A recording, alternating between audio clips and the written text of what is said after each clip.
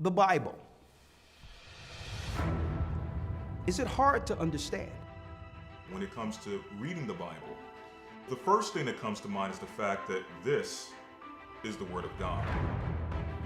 The seals have been broken, and the truth is here. And when we go throughout the scriptures, when we go throughout extra biblical records, we find that the language that God employed, that He used to create the heavens and the earth, was the Hebrew language. Christ said, I came for the lost sheep of the house of Israel. But yet no one, no religious leader, no religious church out there anywhere can now identify the 12 tribes of Israel. Can we?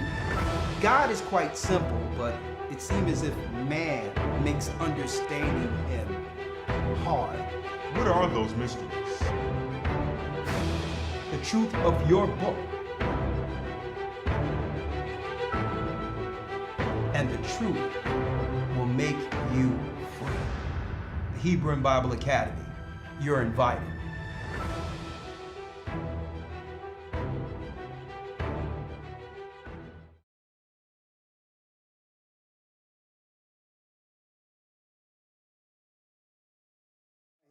Live, as y'all can see, live here at Tabernacles. Oh yeah, look at all the saints, God's people, the Most High's people, live throughout the earth. There they go, the chosen people of the Almighty, here at Feast of Tabernacles, wrapped all the way around there. See that? All the way around, even past that area there. The children of Israel, right? The children of the Almighty, live. We'll be on tonight. All praises be to the Almighty. We're going to deal with some topics, the invisible chains of the children of Israel coming down, coming off, discussing what's going on with the cultural chains that have been placed on us by the synagogue of Satan, using the likes of T.D. Jakes, P. Diddy, and others. As the culture crumbles, so do Babylon. See you all tonight. Shalom. And they are the saints.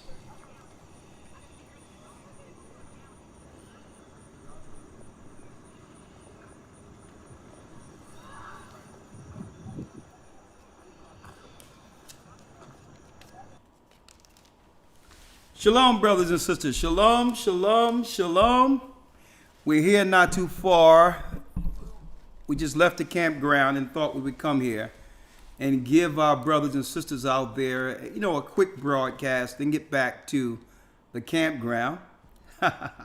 Shalom to my brothers and sisters throughout the four corners of the earth. Of course, we're the Gathering of Christ Church. And yes, I'm Elder Ricard Shiar, along with, of course, Elder Lawyer. But we have a special guest that we dragged out of camp this evening. The Bishop of New York. Introduce yourself. You need no introduction, but introduce yourself. They don't usually see you with us, but go on. Absolutely. Shalom, family. My name is Bishop Shamor from Gathering of Christ Church, New York City. All praise to the Most High. All right. Now, hey, we got to talk. Speaking of New York City, folks, we got a broadcast for you tonight. You can see the title right there. The breaking of Judah's invisible chains. Well, what do we mean by the invisible chains? We're going to break that down. And we're going to have sort of a panel tonight where we'll discuss what's really going on under the cloud of P. Diddy, right? What is the Most High doing in the midst of all of this? And why all of a sudden the world powers, Elder Lawyer and others, are taking one of their main players off of the chessboard, P. Diddy. We're going to talk about that because not too long ago, I mean, almost a year to date. Did y'all know that almost a year to date, September 15th, 2023, in New York City, this happened? This happened. Check this out. This was just 1 year ago. New tonight, Sean Combs, known as Diddy, was arrested. Combs was arrested. Hold up. Not that one. Not that one. I got him out of order. This just happened a year ago. Listen to this. Look, our weather here can be inconvenient, certainly, right? Our weather here can also be dangerous. He already has the keys to some pretty exclusive places, and now Sean Diddy Combs can add New York City to that list. It's Diddy Day in the city. Videos have been playing on the Jumbotron for TSX Broadway, and the crowd waited. Then around 11:30, the doors opened for the mayor and the artist. The bad boy of entertainment is getting the key to the city from the bad boy of politics. I want to thank y'all for this honor and just recognizing me being from New York, giving me the key to the city. Diddy finally has the key to the city. Today's event coincides with the release of his new album, The Love Album, Off the Grid. That was just 1 year ago to date. In almost the same month, the month of the trumpets, the 7th month, where there's an announcement made that could change going forward. 1 year back, he received the key to the city. Now,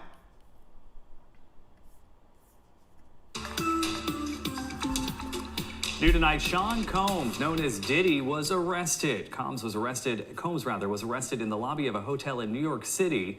The charges against the rapper turned music mogul aren't known yet, but it follows a wave of lawsuits filed against him, alleging sexual assault and an ongoing federal investigation.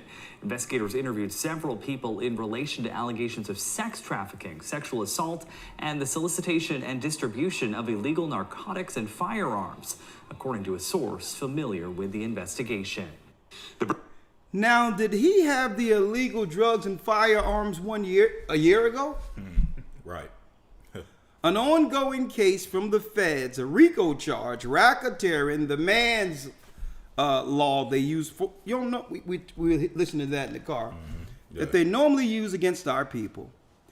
And they're pulling out crimes dated back to the beginning of his actual career.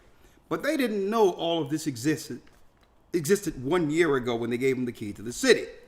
Now, we're not here in defense of P. Diddy.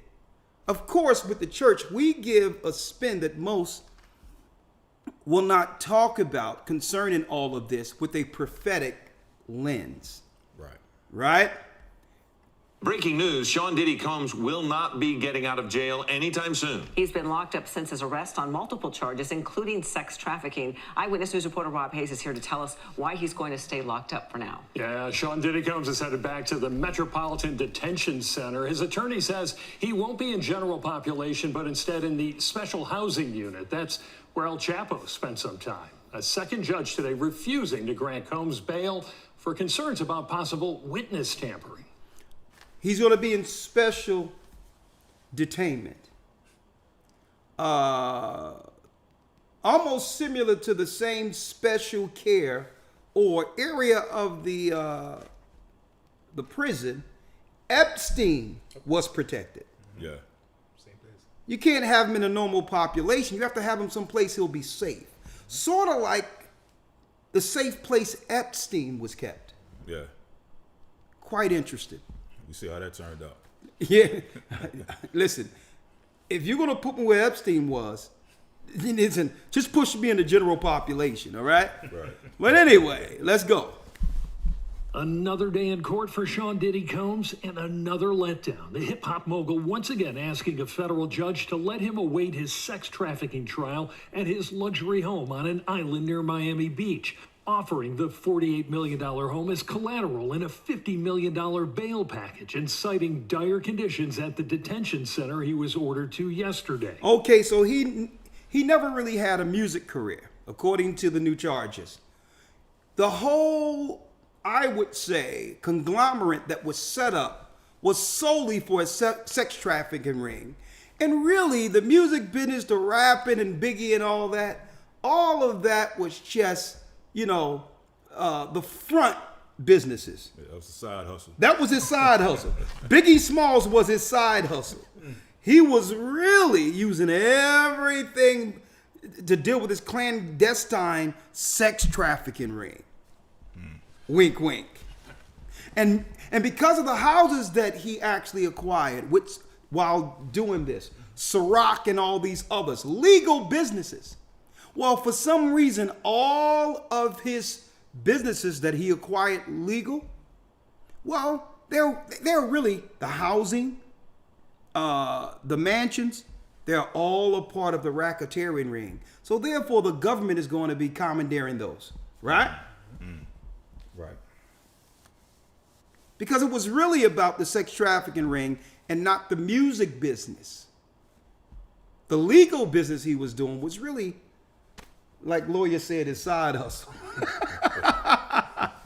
But today, a different judge sends him back to his cell. Someone's presumed innocent, so you're presumed that you get bail. Now, we're going to keep it there on P. Diddy because I don't think it stops here.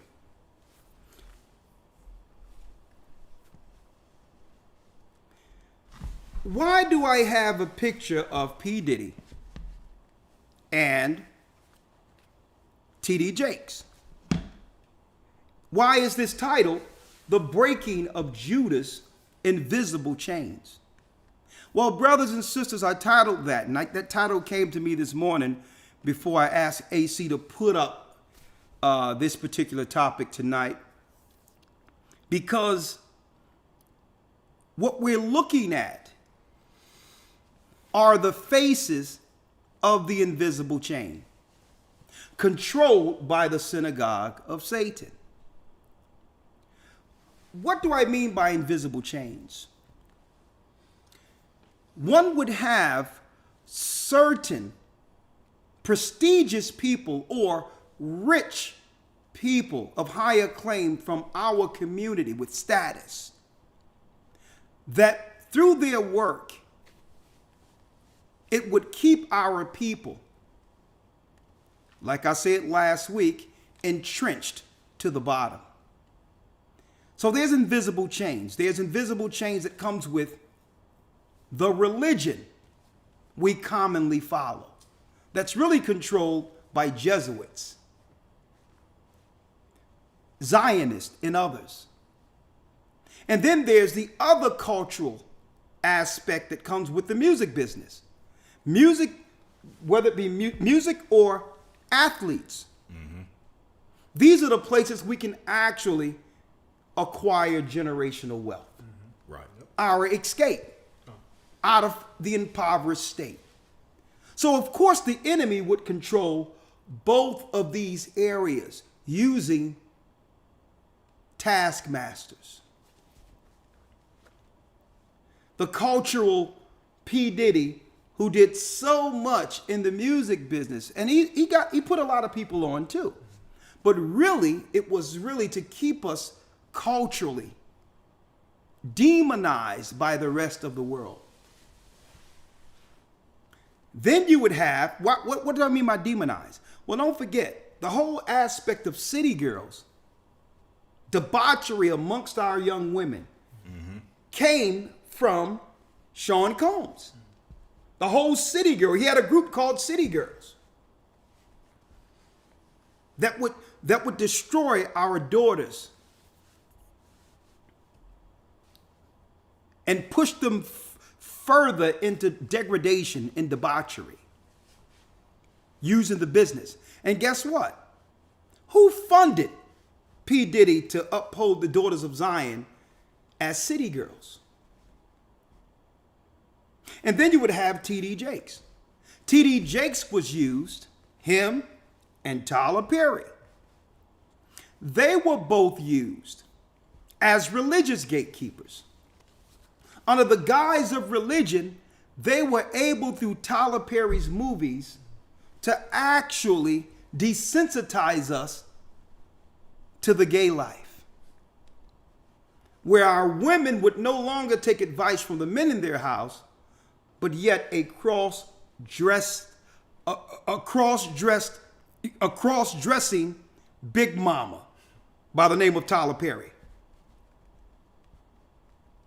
So you have T.D. Jakes, the religious, and I'm going to show you how strong T.D. Jakes' spirit was in changing everything when it came to the Christian ministry. Before T.D. Jakes, the community stayed in some type of moral standing through community churches. The mega church took all the uppity people and those that were what? Financially on the uptick out of the community, and they joined a social club now called mega churches. See? So he was used as a Pied Piper to destroy the community churches by replacing the churches with mega churches. And now, I believe they're both on the chopping block.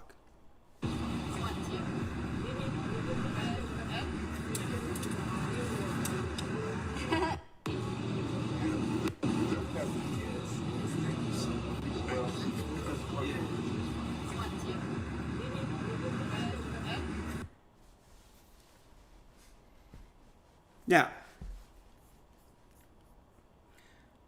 that's enough of my monologue. I would like to talk to you, Elder and Bishop. Let's talk. Yes, sir. Let's talk real quick, right? And we're just open real quick.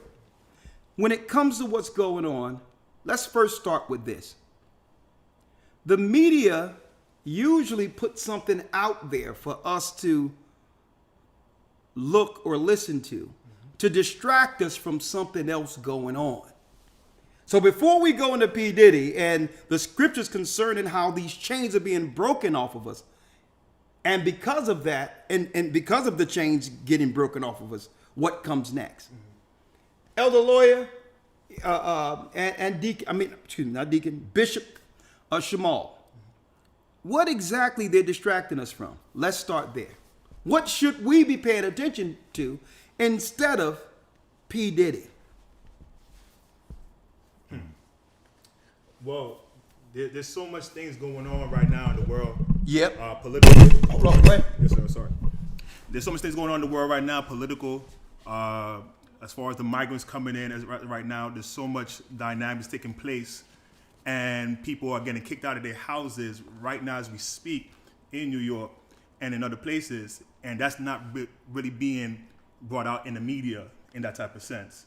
But we see that as well too. We see the political aspect of it, of changing of laws and rules and regulations in America, and we also see that as well too. So right now they talking about P. Diddy and are ignoring the high eviction rate and the fact that the majority of our people are going to need to leave New York for the sake of self-preservation because they can no longer afford housing. And no one's talking about that. Elder Lawyer. Yes, sir. Just to read a scripture off the back of what Bishop Shamal was stating. Okay, what you got? Proverbs 14 and 15. Proverbs 14, verse, let me get it so that all can see it. Hold on. Proverbs 14, verse 15, you said? Yes, sir. Okay, let me put it up there for the brothers and sisters out there. Proverbs 14, verse 15. Right. It reads, "The simple believeth every word, but the prudent man looketh well to his going." Right. So I think they understand something about us as people in general, especially our people, the children of Israel, They understand that we believe every single thing that's put in front of us. And you put so many things out there from one week to the next. Think about this past month, how many things have hit the headlines, and you thought this was the main topic of discussion, the main conversation that would persist for at least a month. And before you know it, a few days go by, a week goes by, and now they put something else in front of you, and you're focused on a totally different conversation. And we've seen this happen throughout the course of the past few years, but just think about this past few months. Just last week it was all about the presidential debate and who won the debate, and then the fact checking of the debate, and then right after that, what happened?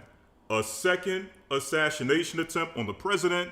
That hit the screen, that hit the news for a few days, and before you know it, this hits, and we totally forgot that happened. So, as the scripture says, the simple believeth every word. Yes. Everything they put in front of us, hook, line, sinker, we fall for it, and before we know it, all the important things, like you just mentioned, just pretty much go out the window. Yep. Man, that's deep within itself. Because you know how the liberal media operates. There's no way with Kamala's polling, her polling is tanking right now. Yes, it is. There's no way in the midst of her polling tanking and people actually asking her whether or not she's going to do anything for our people. There's no way they was going to allow Trump to overtake the media cycle after a new assassination attempt, where now the sympathy goes towards the conservatives.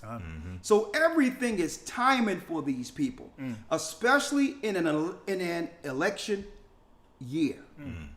Everything is timing. It was like, well, hold up. We can't let him soak up all of the media. That's all they're going to be talking about. Okay, what we got here? Well, we got P. Diddy, who's already ready to turn himself in, and all these other things. Well, we're going to have to make him the biggest story right now so that nothing else matters. And a matter of fact, there's so many eyeballs looking at this. Let's do some more bombing on the Palestinians at the same time. Let's go bomb the Palestinians. And while they're looking at this, we have a long time between now and November. How about letting about another 2 million more illegal immigrants in to take over the black community? How about that? How about that? While everyone is looking every other place, the borders aren't shut yet. Let's open this up for 2 million more illegals that will utterly decimate the country and press upon the children of Judah.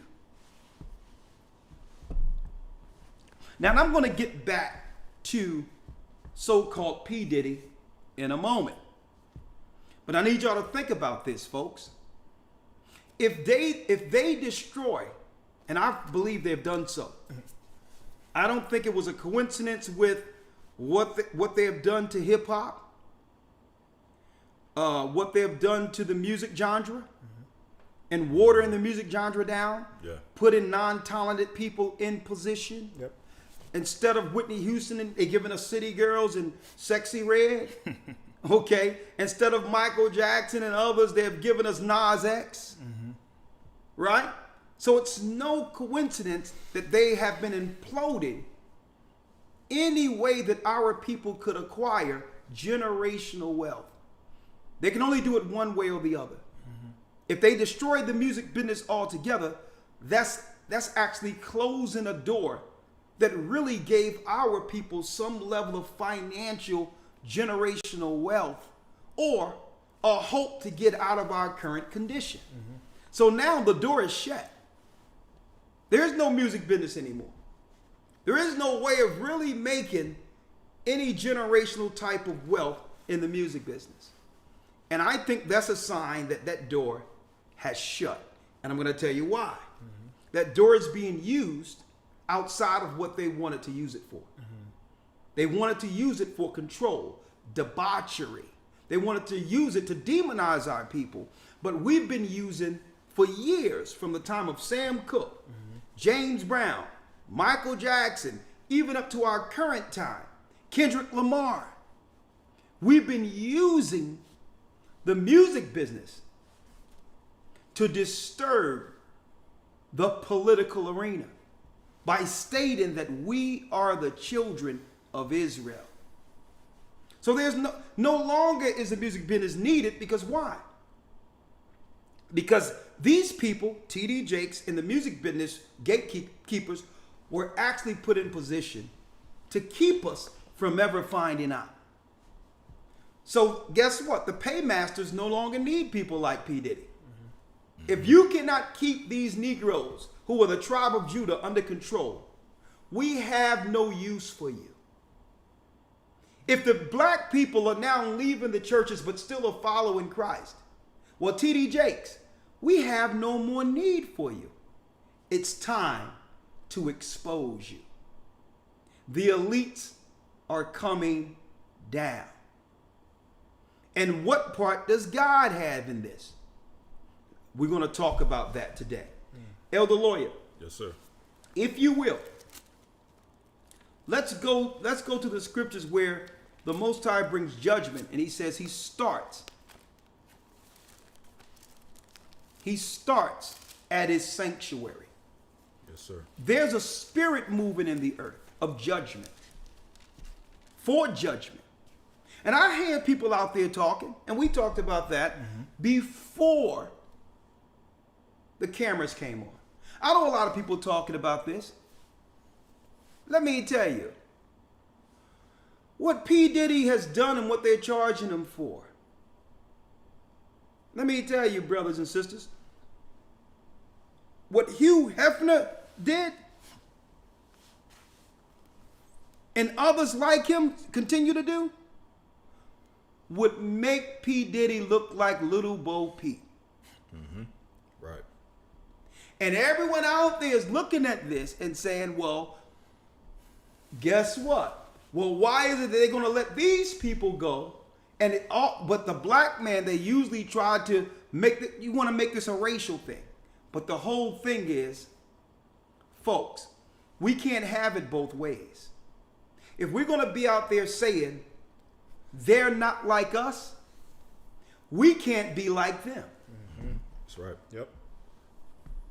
There is a double standard. Our people have always been the moral compass of the world.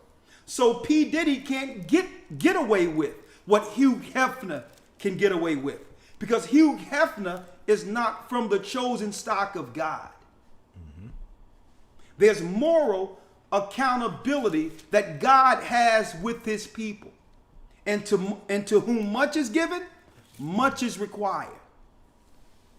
So we can't have it both ways. We can't be out there and brag about all the gift the Most High has given us to have our light shine and the talent he's given us, and not balance that and give praise to the God for the talent by living moral.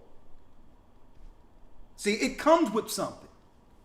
You can't claim, well, they're not like us, but we're trying to be like them. P. Diddy even said that he's the black Hugh Hefner. See? So guess what? There's a double standard. And this is what they're telling our people. You should have been understood there's a double standard. You can't do what they do because the Most High didn't give them what you have. The Most High didn't give them our gifts, our talent. So therefore, we were supposed to carry this and treasure this spirit of being Jacob. Guess what, folks? Puff Daddy know we're Israelites. Okay? 100%. He was there when we were all on the streets in New York and all that. He listened. He came and listened many times. Okay? So I'm going to tell you this. So he knew right from wrong, but chose to be like them. Time and chance happens to all men. And right now, it's not just the world powers that's making P. Diddy an example. There's a judgment in the earth according to God for those who acquire everything and forget the God that made them. Okay? So don't try to say, and guess what? In an equal world, that conversation would have merit. I've said it many days. Why are you going to have them come down on P. Diddy and all that when this is all Hollywood does? Anything, let me tell you, if they can have a RICO charge every day of the week if they want it. Yes, sir. Right. They can start in the Kardashians' house if they want it. It's who we want to pick today to have a RICO charge, because drugs, women, sex, debauchery is the run of the mill for Hollywood.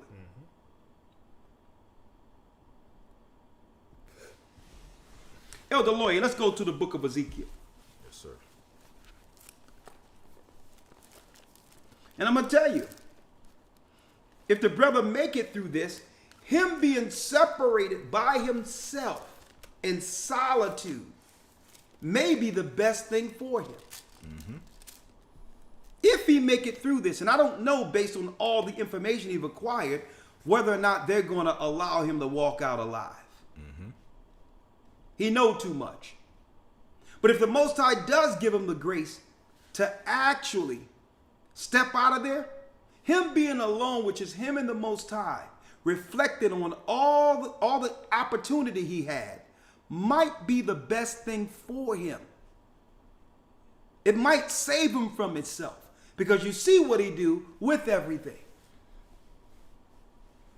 This may be his road to Damascus moment, where he don't have enough money or enough riches and all that to destroy himself. And I'm always looking on the forgiveness side, the hope that someone has an opportunity to change side. It may be the best thing for him that the Most High allow it to be snatched away. Right? I mean, he would have been better off. Let me tell you this before I read the scriptures. He would have been better off taking his money, all of his money, and going into all the inner cities and just throwing it all out there in each major city where our people are suffering. He'd been better off doing it that way, because the vultures, they're circling. Be it his lawyer or other lawyers, civil cases, and everything else, folks, they are making sure that generational wealth doesn't trickle down to our people at a time when they're trying to replace us. If he really wanted to show, instead of turning himself in, if he really wanted to show something, knowing that they're going to take everything from him and they may not allow him to walk out of that jail alive anyway, he'd have been better off taking all of his money and going into all the neighborhoods and say, now what? I'm throwing my money in the streets. Because right there, he would have did what? He would have won the neighborhood to back him and be behind him. He could have just threw it out there and say, listen, whatever happens to me, it's whatever. And you know what? Everybody would have got in front of him and say, no, you're giving us resources to oppose the immigrants that the government has been throwing money to. And guess what? That's a message to all of the other so-called stars out there and celebrities out there, because it won't be too long before you're next. And either you give it back to your people or the vulture's going to take it. That's your choice. Now, if you give it out to the people, there's nothing for them to come for. I'm going to tell you. And I know they look at these broadcasts. I'm going to tell you, they may just have to just throw their money in the streets and say, I'm now financing my people against the what? The invisible war. The immigrants coming into our community is a war.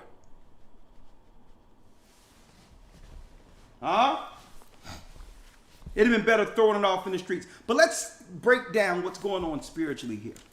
We're in Feast of Tabernacles. After the trumpet, after atonement, we're going to talk about what's going on at the camp a little later. But Elder Lawyer, let's get Ezekiel and show brothers and sisters in the heavens what's going on, if you can. Yes, I'm going to the book of Ezekiel. Let me put it up here for the brothers and sisters. The book of Ezekiel. Ezekiel, the 9th chapter. So this is what's going on in the heavens, folks. For those who don't know to why the gatekeepers are coming down.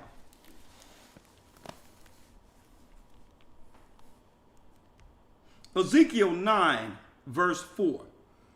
Yes, sir. Ezekiel 9 and 4. Let's read it, Elder Lloyd.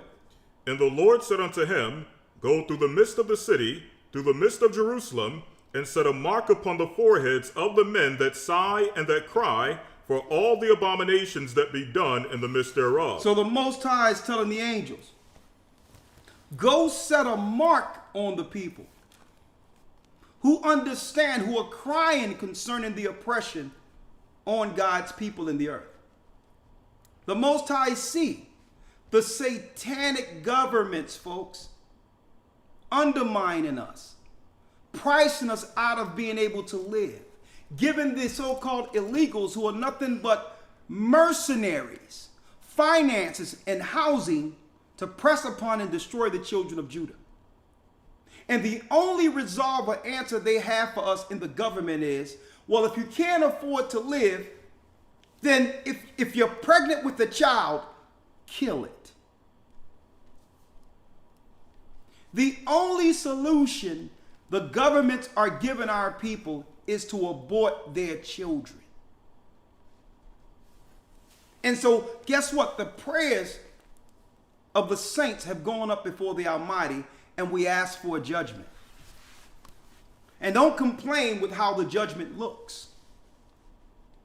This is what happens when no one on earth will help our people, so God brings help. So here's the help. He says, you put a mark, which is a hedge over everyone who seek to serve me and want to do right in this earth. Because when I come through, nothing is going to be left except those who are on my side. And that's what our God is saying. He told the angels, listen, we are about to wreck shop down there. We are about to wreck shop down there. Anyone with any influence, power that can actually help our people have betrayed my people. They see our people suffering. And when they get amongst the Gentile nations, they forget my people exist. You go set a mark on my people. Because when I come through, I'm wrecking everything. Only those who have the mark will escape this. So to some degree, the Most High has given what? He's given the powers that shouldn't be on earth. He's given them the authority to take down. Yep. So what he does is he put a hedge over those who belong to him, and he let the enemy wreck shop amongst our people who refuse to come back to God.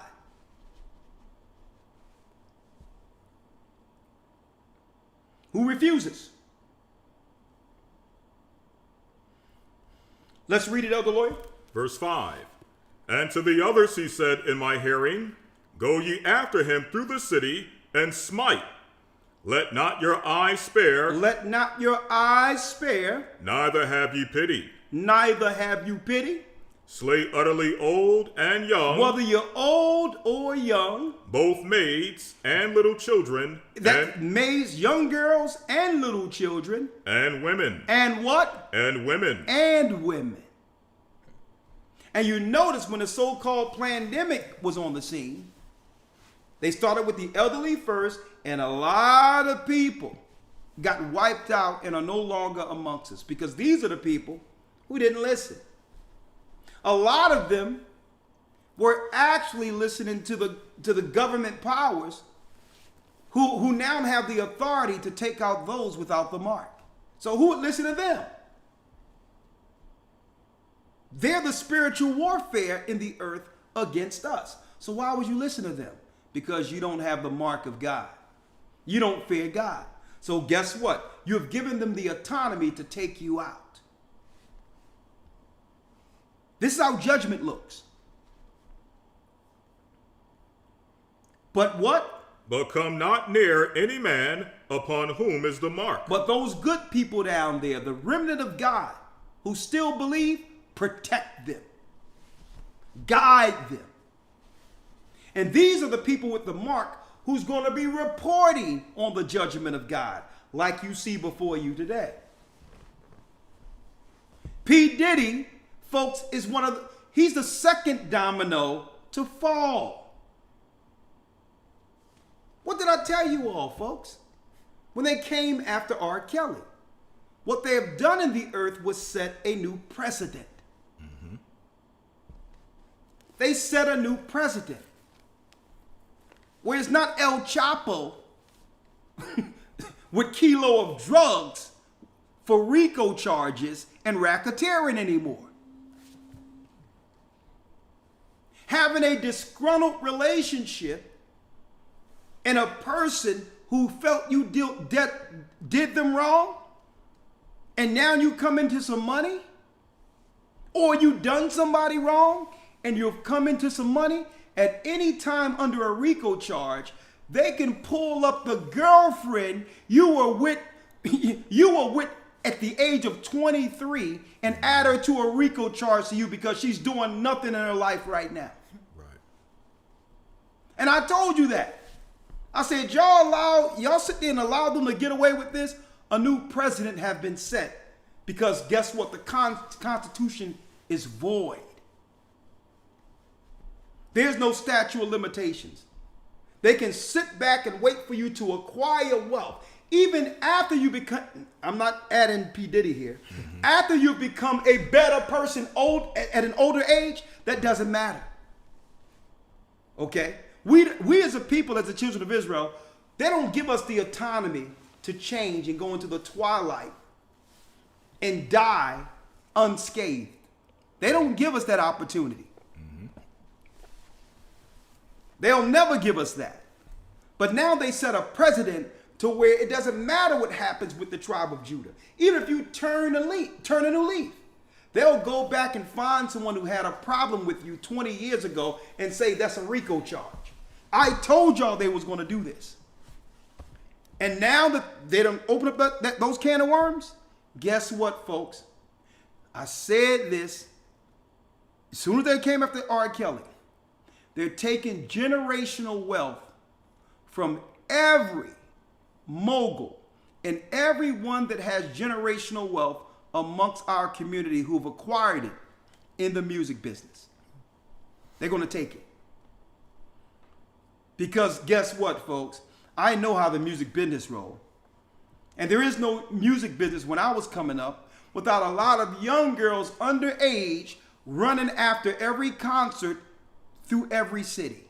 Mm-hmm. Whether it was New Kids on the Block, whether it was New Edition, whether it was Belle Biv DeVoe when they broke up. After the concert, there was nothing but underage girls in the hotel rooms. Mm-hmm. Because they were the ones buying the tickets. Right. They were the ones buying the tickets. Women in their 20s and 30s, they weren't going to those teeny bopper shows. They were getting on with life, going to church, having children. It was the demographic between 15 and like 18, 19 that was going to those concerts. So you can think about it, whether it be Keith Sweat, whether it be Bobby Brown, whether it be New Edition, all of them, Johnny Gill, you name it. Hey, and then I'm not even talking about on the hip hop side. Mm-hmm. Right. Dougie Fresh and Slick Rick. When that came out, I was a teenager and we were all going to the concerts downtown. And right after those concerts, guess what? The young girls would be at the hotels and everyone knew it. Everyone knew it. And guess who was keeping tabs the whole time? Amalek, the controllers. They were keeping tabs the whole time at all these concerts. So guess what? They're taking all the generational wealth.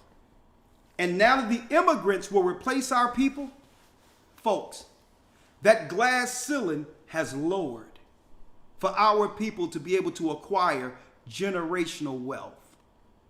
And then we looking at the sports side of things, right? The sports side of things. Why do you think that the NFL is doing international games? They're going into Brazil introducing the games.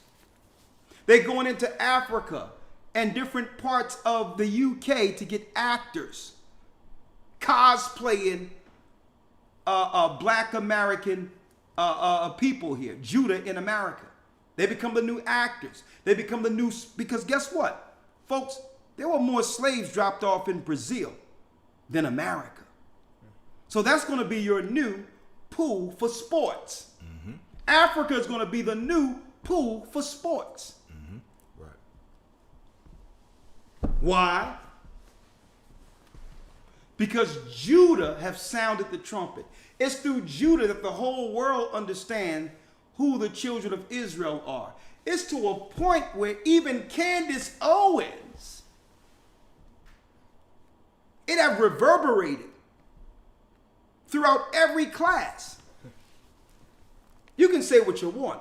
Candace Owens would be considered high class. And even she's out here calling them the synagogue of Satan, using the same scriptures that the po folks were using on the streets. It's like, you know what? We have to shut Judah down. They're causing political disruption throughout the whole earth. And we have to make sure these people don't have generational wealth. And we have to go after all of the high positions that allow them to acquire it. Let's talk about it. Let's read that last part again, Elder Lawyer. Yes, sir. Verse 6. Slay utterly old and young, both maids and little children and women. And who? And women. And women. But come not near any man upon whom is the mark, and begin at my sanctuary. And begin where? And begin at my sanctuary. And this is why P. Diddy and others can't get away with what others have gotten away with. Mm-hmm. Because when judgment comes, God starts with his people first. He says, nah, I know the whole world is evil, but we're going to start at where? We're going to start amongst the children of Israel first. Why? Because the Most High gave us the task of delivering morality to the earth with the laws of God. See? We know better. He says, so when judgment comes, so that no one can claim that the Most High is impartial, more of God's people is going to die opposed to anyone else. Because he's going to start with us. Hey. And then they began where? And then they began at the ancient men which were before the house. And it starts with the ancient men, the wise men who know better. People like T.D. Jakes and others who know better. People who are like in what? The Boule, who know better, folks. And the Freemasons, who know better. You can say what you want. They are well-learned men. Mm-hmm. And above all, folks, they know they're wrong. They know the same knowledge they've acquired could actually help our people. But they're only keeping that knowledge for a niche group to become controllers while our people die in the streets. So the Most High is saying, you know what? All the traitors, they've had ample opportunity to get themselves together. Go after them. And folks, no one is safe. When I say the whole music business is done, folks. Any 2 times the world would allow Whitney Houston to be drowned in a tub while everyone was still partying at the Grammys and say nothing.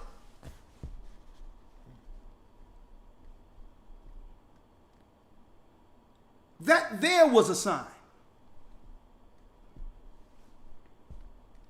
Whitney Houston goes over to Israel, say she's an Israelite, her and Bobby Brown, get baptized in the River Jordan, only for about a year later to be found in a tub with bruises and stuff, while everyone's still partying.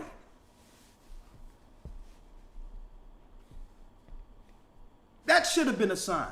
Folks, they're going to knock them all down. They're knocking them all down. And there will be no new generation of hip hop. Why? This is why they're flooding our areas with new people that have brought ancient religions to our shores. So that there will be no new culture that could grow beyond the culture that brought us what? Tupac. Can you imagine what Tupac would have become? With how he was thinking at the age of 21 and 22? I need y'all to think about that. He says, no, when these people get together and do music, when they get together and create, God is there. They change lives, and eventually they will affect the world politically. We must eradicate the world of any culture that comes from these people, because God comes through them. So let's bring over the Hindus, the no-talented Hindus, the no-talented Asians. Just bring anybody over with no talent at all, but we're going to extinguish the strong spirit of Judah, is what you're seeing. So I'm giving you I'm showing you the judgment of God, but then I'm also showing you how it plays out real time in the earth through judgment, where the Most High allow those from the dark side to wipe away those who cease to repent. He'll let them, and it tell you in Thessalonians, he that letteth will let until the Most High take him out of the way. The synagogue of Satan is going to always operate against us. And anytime we refuse to come back, the Most High will use them to come against us. Okay? If you're in the witchcraft, you're in the sorcery, you're in the evil, whatever you're into, eventually, when you get out of hand, guess what? He'll use Esau to come against you. A matter of fact, Elder Lawyer, if you get that too, let's get that in Kings real quick. When King Solomon went off, and y'all want to talk about a big party. Y'all want to talk about somebody who's getting together with all types of drugs and all types of women and all this others. Hey, let me tell you folks, we don't need to look any further than King Solomon. See? When you acquire everything and forget the God that made you. Okay? I'm going to show you what happens when you go against the Almighty and begin to philander with all these different women and all that. The example was in the Bible with King Solomon.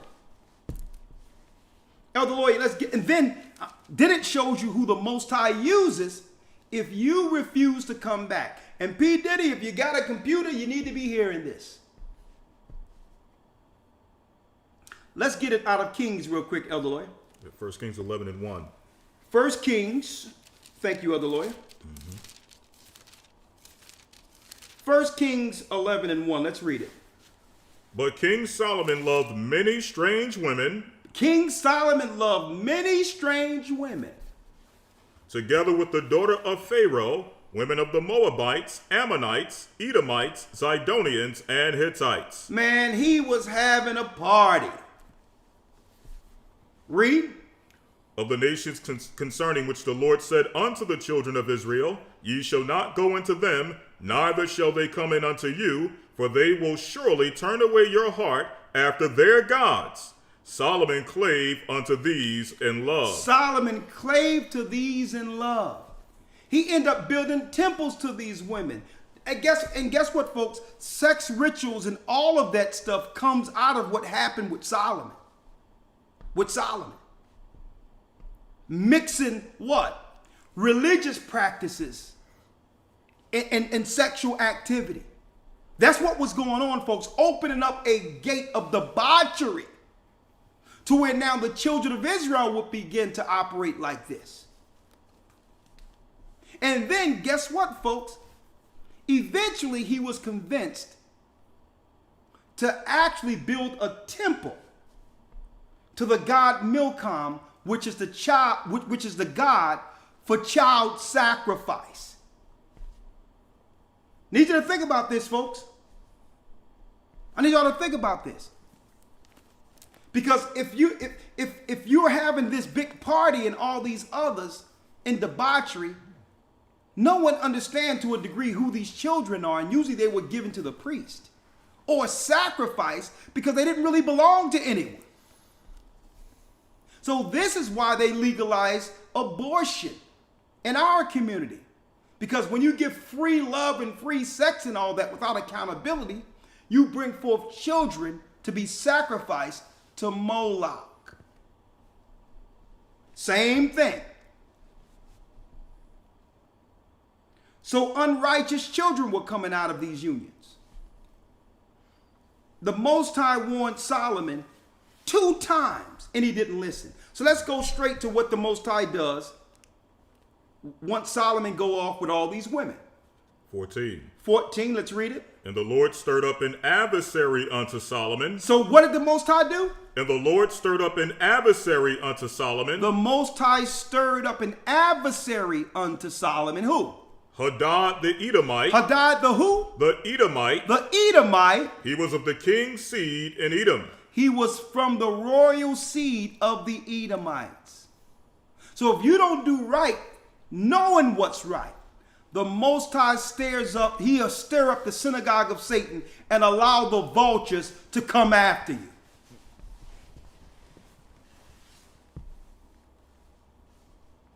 So I don't want to hear that crap. Well, the white man did this and the white man did that. The white man can't do nothing the Most High God won't allow.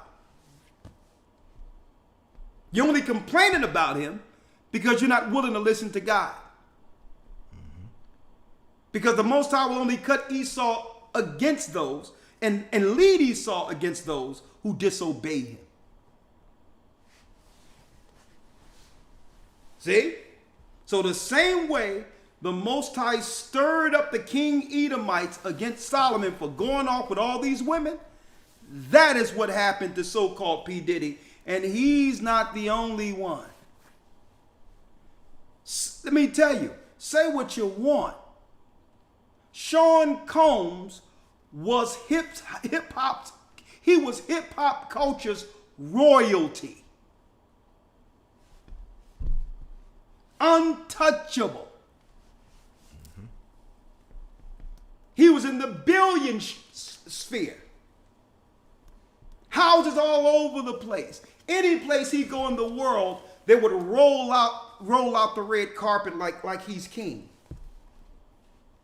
Guess what? Just like Solomon, to some degree, he's not on that level, but he believed he was untouchable.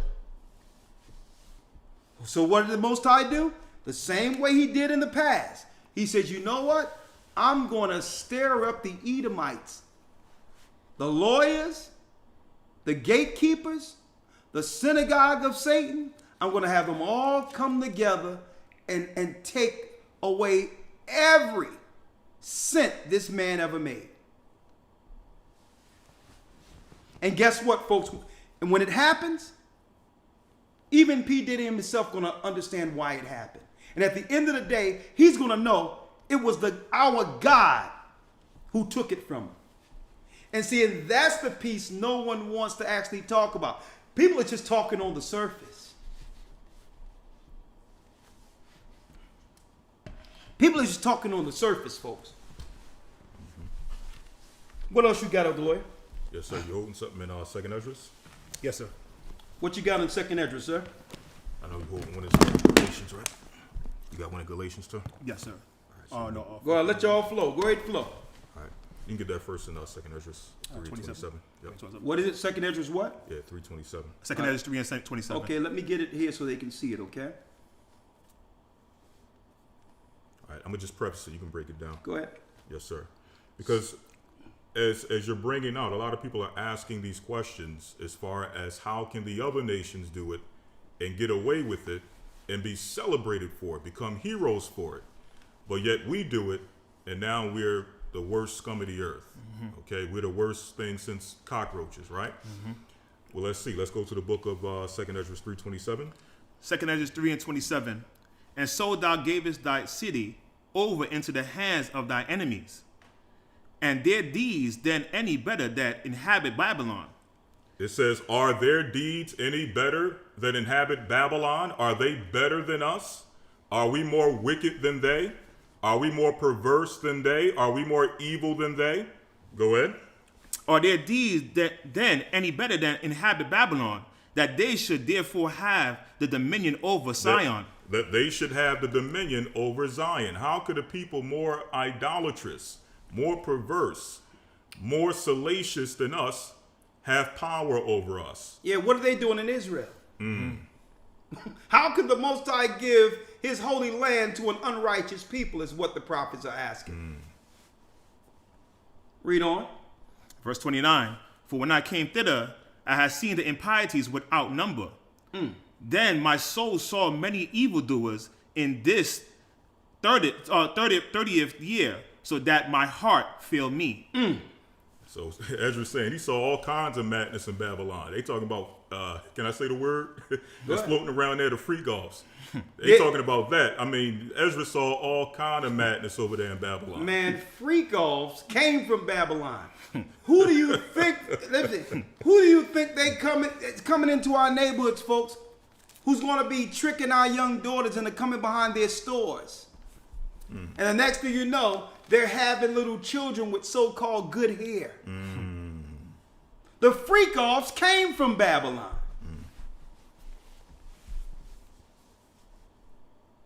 Come on. Verse 30. For I've seen how thou sufferest them sinning, and hast spared wicked doers, and hast destroyed thy people, and hast preserved thy enemies, and hast not signified it. Verse 31. I do not remember how this way may be left. Are they then of Babylon better than they of Zion? So are the Babylonians better than us, the prophets are asking? These people are straight satanic freaks. Why do you think the LGBT community, they're all going into these so-called Asian religions, these Buddhist religions, these Eastern religions? Because all of that transsectional stuff is accepted amongst their priesthood. Right. I need y'all to check this out. Everyone is leaving the Bible and going into some Asian Babylonian type of religion, not realizing they know that these are the religions that began the freak offs. Read on. Verse 32. Or is there any other people that know of thee besides Israel? Or what generation have so believed thy covenant as Jacob? So we haven't been perfect, but we're better than these people. That's what Esdras is saying. But now if you look at how P. Diddy and others is operating today, you would think, guess what? There's no difference now. A matter of fact, a lot of us have exceeded their wickedness.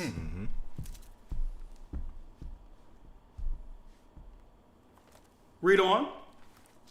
Verse 33. And yet their reward appeareth not, and their labor have no fruit. For I have gone here and there through the heathen, and I see that they flow in wealth. He say he went amongst the Gentile nations, like going to Manhattan, Rittenhouse Square, and all these rich areas today. He see how much wealth they've acquired, how rich they are. And Esdras is like, man, why are you allowing these people to be so rich, how wicked they are? Like your Hugh Hefners and others. And people can say what they want about P. Diddy. Guess what? Epstein was doing this with children. They do stuff, and I'm talking about real. That's why even R. Kelly said, well, listen, man. Exactly. I don't have nobody down there with chains. Exactly. As if he knew that there's a lot of these Hollywood people that be having these children down in the basements in chains from other countries and all that, and selling them to their little rich friends. And they flow in wealth. The Most High say these other nations are wicked and rich. Read. And I see that they flow with wealth, and think not upon thy commandments. And they could care less about God's commandments. Read on. Verse 34. Weigh thou therefore our wickedness now in the balance, and there's also that dwell in the world. So compare what we do to them. We're not as bad as these other people, is what Esdras is saying. And you know what? We're still the moral compass, but guess what? We're losing badly now. Because there's so many of our people have gone away from God in the Bible. At least back then, we still had some similitude of faith towards our God. Read. And so shall thy name nowhere be found but in Israel. If it wasn't for the Israelites, no one would know the true name of God. Read. Verse 35. Or when was it that they which dwell upon the earth have not sinned in thy sight? Or what people have so kept thy commandments?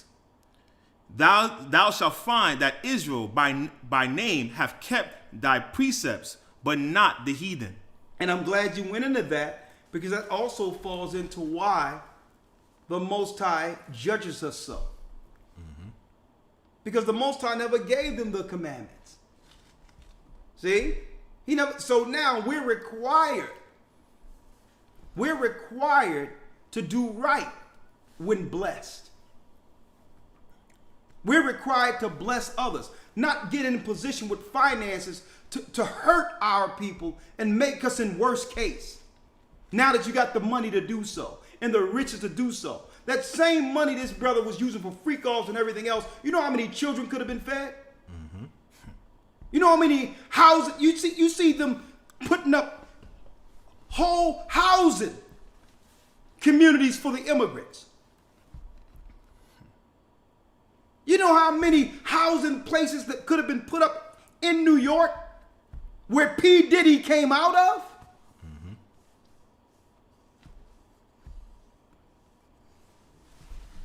So that's the shame part of this, because they'll sit back and our own people will see our people suffer and not come together like the Oprahs, like the Tyler Perrys, like the P. Diddy's, and say, you know what? I see them regenifying our people. We need to get a shell company that no one knows is us and put our money through that for construction, and if they build something for immigrants, we're going to build 10 of them for our people, because these are the people who have supported us.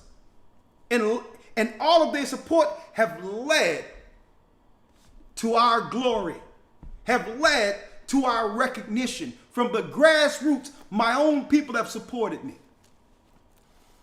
So now, they never gave back. And the Most High is saying, you know what? I'm taking it.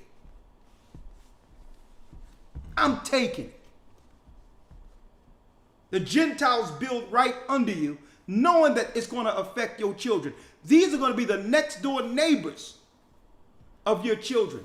People who've come from rat poor dirt areas, who have always held vitriol against and envied Judah in America. And now they're going to be living next door to your daughters. Next door to your sons. And those who have the financial fortitude to help battle against this stuff, to help us financially against this stuff, is that some freak putting all money in freak parties and all that and think there isn't a judgment. Okay, sir. Go ahead, Elder Boy. You take it from here. Yes, sir. 1 Timothy 6 and 9. 1 Timothy 6, verse 9. It's off the back what you were just saying about how the money is spent in debauchery. Yes, sir. 1 Timothy chapter 6, verse 9. 1 Timothy. All right, you can break it down. 6 verse 9, read it. Yes, sir. 1 Timothy 6 and 9. But they that will be rich fall into temptation and a snare, And into many foolish and hurtful lusts. And into many foolish and hurtful lusts. Read on. Which drown men in destruction and perdition. Which drown men in destruction and perdition. And what happens? Read. For the love of money is the root of all evil. For the love of money is the root of all evil. So once the paymasters knew that they could control him through his lust, his insatiable appetite for power, they said, you know what? We got him. We're gonna let him out. He's gonna let him go as long as we want, as long as he doesn't cross us. He can have all the parties he wants. He can do whatever he wants. As a matter of fact, we'll use his parties. But it's no sooner as he crosses, it's over. For the love of money is the root of all evil. Read. Which while some coveted after, they have erred from the faith. They have erred from the faith. And pierced themselves through with many sorrows. And pierced themselves through with many sorrows. Because one thing you can't say about any of these brothers that are now under judgment. No one can claim that they don't believe in Christ or weren't raised to know Christ. See? So now what the Most High is doing, he's destroying all of these invisible chains that were on us. Somehow, the music culture had a control mechanism on our people. I'm going to tell you, it had a hold on us for years. Because why? The culture is dictated through our culture, the music. We could dream to one day be on a big stage and have everyone enjoy the gifts of our art given by the Almighty. It gave us hope when we seen someone with a unique voice or a unique talent amongst us. And we would say to one another, man, one day you're going to make it. And knowing that, there was a level of hope. But the enemy seen it as something else. They seen it as a control mechanism because we love music so much. We love our culture so much. They could use it as an invisible prison and a form of control. And this is what I'm going to tell you, this is how they did it. They say these people love God, so we must now put gatekeepers over them through what? Through their pastors, through the church. They don't know they're Israel, but guess what? They spirit know it.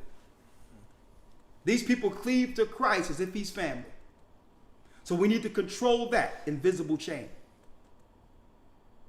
The music was our what? Always was our political inroad to fight against injustice. Sam Cooke, a change is going to come. It united everybody during that time, during the civil rights movement. For that change. James Brown, Muhammad Ali, all of them were together through that culture.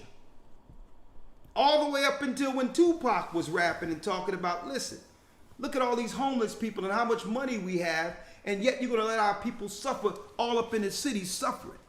Something ain't right. The music was actually speaking to the grassroots. And God was using our culture to change the world, and they knew it. So the synagogue of Satan put gatekeepers over all of these areas. But guess what? These gatekeepers are no longer needed. Mm-hmm. And that's really, you know, the end of it in a nutshell. I need y'all to think about this, folks. They're no longer needed. Now that we know we're the children of Israel, what can T.D. Jakes show and teach us? I'm not even going to talk about the rumors and stuff. You notice he went dark after that swallow meme went viral. Have you ever been swallowed? Been swallowed. You notice he just went dark after that. You notice that. So now, that was a chain broken off of our people. Because these guys are able to cast serious spells on others and have us believe they are anointed through the Spirit of Christ and the blood of Christ. So Christ have broken that chain off of us. And it's not that we're going to stop believing because of the likes of T.D. Jakes. Now it is upon us to stand on our own 2 feet, to find the God in Christ T.D. Jakes claimed to believe in. It freed us to learn beyond their controllers. Now their controllers are no longer needed, and the enemies are looking at this and saying, well, okay, how do we get back the money we've given them to control those people? We're only giving them the status and money as a form of control as gatekeepers. Now that the Israelites know, what use we have of them anymore? Bring over the Hindus. Okay? Bring over the Hindus. Bring over the Arabs. Bring over the Muslims. Okay? Maybe the Muslims can do a better job in keeping these Judites in check. Bring over the drug cartels from Venezuela. Maybe the drug cartels can do a better job in keeping Judah in check. Because guess what? The pastors and the gatekeepers in the music business have dropped the ball. And I'm going to tell you, when it was over for P. Diddy, it was over for P. Diddy, brothers and sisters, when he opened up a revolt conversation in 2022 on his media platform to discuss reparations. 2022, he said, y'all gonna have to do something for us to discuss reparations. And then he came around because he know we're Israelites. You think he didn't know what Kanye West was going to say on Drink Champs? Huh? You think he didn't know?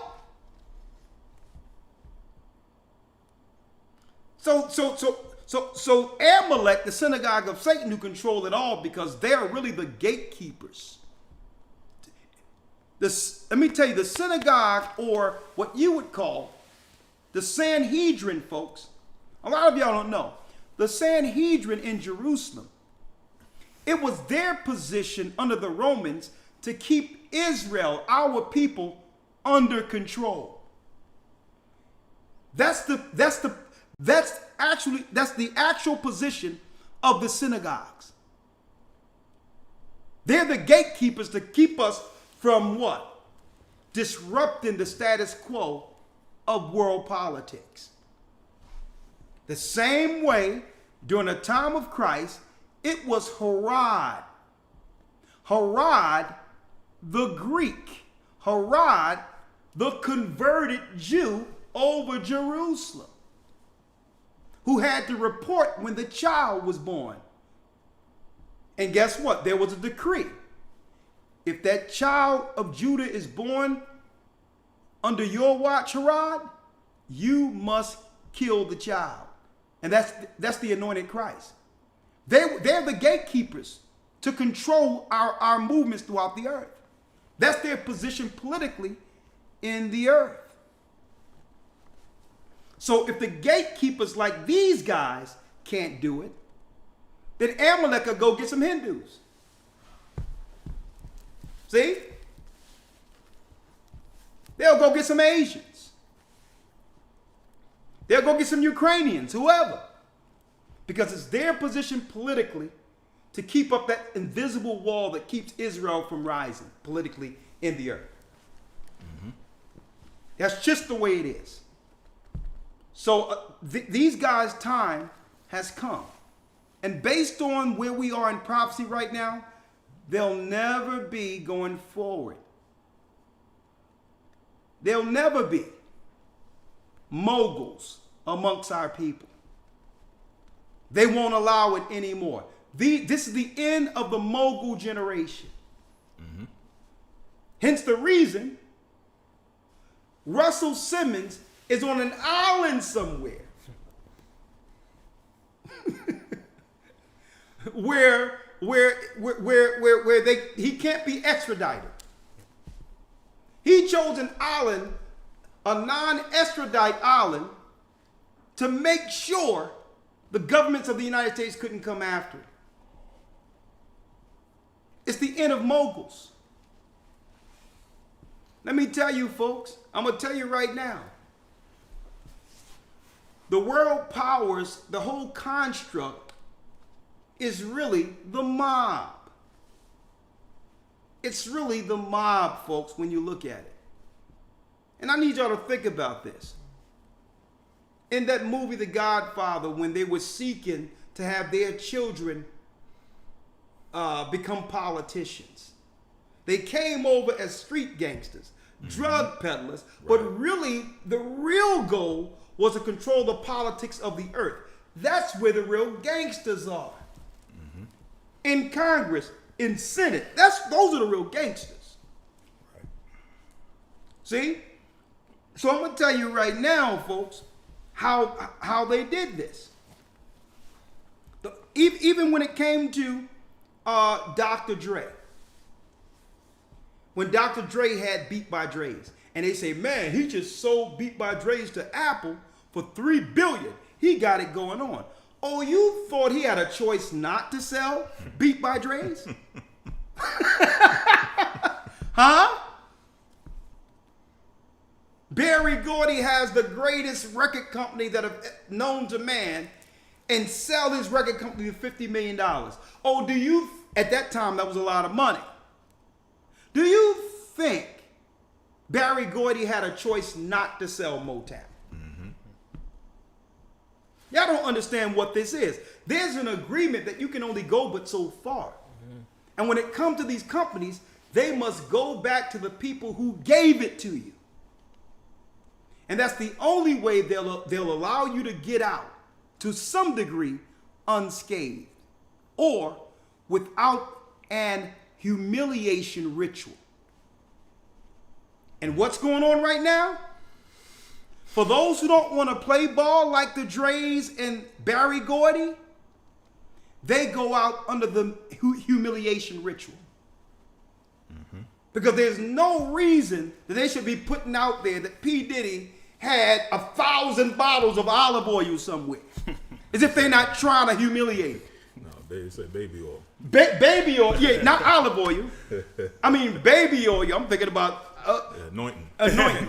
He need 1,000 bottles of olive oil, I tell you that. Right. They said 1,000 bottles of olive oil and lube. If that's not a humiliation ritual, where someone says that, listen, and by the way, they put in an affidavit, 1,000 bottles of lube and olive oil. I'm like, what is this in the drawer for? It's a humiliation ritual. So not only will they break you, they'll have you going out in shame. Now, guess what? And P. Diddy would tell you, they came to him and say, well, listen, this thing with Kanye West and all that, you can't do that no more. Right? You can't do this no more. So when he had Kanye on Drink Champs, that was it for him. And then, check it out. When Candace Owens started talking about Kanye West, she got canceled. What do they both... Guess what? Claiming you're Israel, folks, is the combination that opens the lock. This is why they don't want you speaking about it. Because you can no longer be controlled by their controllers once you know it. That's the combination that breaks the law. Right? Go ahead, Elder Lawyer, what you have? Yes, sir. I got one more. I know Bishop Shamal got a few as well. But Okay. you just broke down, it's the spirit that you just went into humiliation ritual. Because the Bible breaks down the process of how they do the humiliation ritual. Habakkuk 2:15. The scriptures tell us two things about Satan. And for the life of me, I can't understand how we fall for it every single time. We have seen this story before. We know this cautionary tale. We have heard it. We've seen it a million times. Yet in 2024, we got our entertainers, we got our artists, we got everyday brothers and sisters falling for the same exact trick. The Bible says that the serpent is more subtle than any beast of the field, and it also tells us that there's nothing new under the sun. So let's see what the Bible tells us about how the serpent operates, specifically in regards to what Elder was mentioning about the humiliation ritual. Okay, let me grab that out of the Eastward real quick. All right, what's the chapter and verse? Habakkuk 2:15. Okay, let's see here.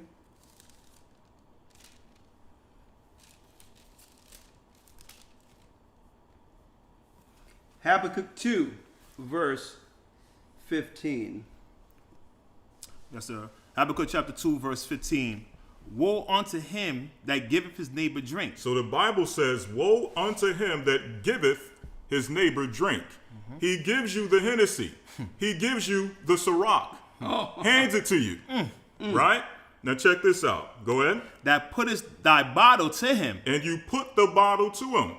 He's almost refusing the Hennessy. He don't want the Ciroc. Now what's in the drink? The drink, what's in the drink is be a homosexual. Do drugs, get high, fulfill your sexual fantasies, do as thou wilt. All of that is in the bottle. And it says he put the bottle to you. He forced the bottle on you. You don't want the bottle. You say, I don't want to be a homosexual. I don't want to fulfill my fantasies. And if you're 50 Cent, you don't want to go shopping. I don't want to go shopping. I don't want to sniff coke. I don't want to get high. He asked 50 Cent, you want to go shopping. Hey, man, what you say, man? What you say to me, boy? Right. But anyway. Right. Check this out. I don't want to do the freak offs. I don't want to do that. But check out how the devil works. It says he forced the bottle on you until you drink it. Read on. And maketh him drunken and also. He makes you drunk also. And check out what he does when you become drunk. Go ahead. That thou mayest look on their nakedness. That he may look on your nakedness. Man. He turn around while you drunk and say, And look at him. Next thing you know, he's sitting there, click, click, click, click, click. Wow. He's sitting there, he'll go behind a wall, the other room, and there's a hole in the wall. You see her eye moving. That thou mayest look on their nakedness. So he'll force you to do it, only to be able to use it against you and shame you with it. Exactly. So at one point, when his talent receded to a degree where he couldn't make money anymore, these parties became his business. Exactly. And he acquired so much information on these people that he could actually, if he wanted to, blackmail his way into billions. I'm not saying that allegedly happened, but it seemed as if he started to realize how much power he had with all of the information concerning videos with those who were at his parties. And it seems like this scripture, man, is so deep. Because it's exactly, Elder Lawyer, what they are accusing him for doing. Right. They'll get inside these places, and next thing you know, he got somebody spiking a bottle or whatever, making some psychedelic stuff and saying, oh, drink. And then after you drink, he's looking on your nakedness, shaming you. And now saying, you belong to me now. Right. Right. Now, I'm not saying this is what he's doing, but here are the accusations, and this should be what? A cautionary tale. Because eventually it's going to be God himself who's going to say from the heavens, stop now. And if you don't stop, he's going to stop you. Go ahead, Elder Lawyer. That's it. That's it on that. Anything else y'all got? Yes, sir. I have something here in Ephesians 4. Ephesians 4. Yes, sir. Verse 17. Talking about breaking from the chains, as you say. So Ephesians chapter 4, verse 17, it reads, "This I say therefore, and testify in the Lord, that ye henceforth walk not as other Gentiles walk." Exactly. So we can't do. Diddy can't do what Hugh Hefner did and live a long life and die of old age without dying in jail. Right. And become an American Yeah, icon. yeah. Hugh Hefner is an American icon. And there was all types of sex trafficking and foreign girls coming through.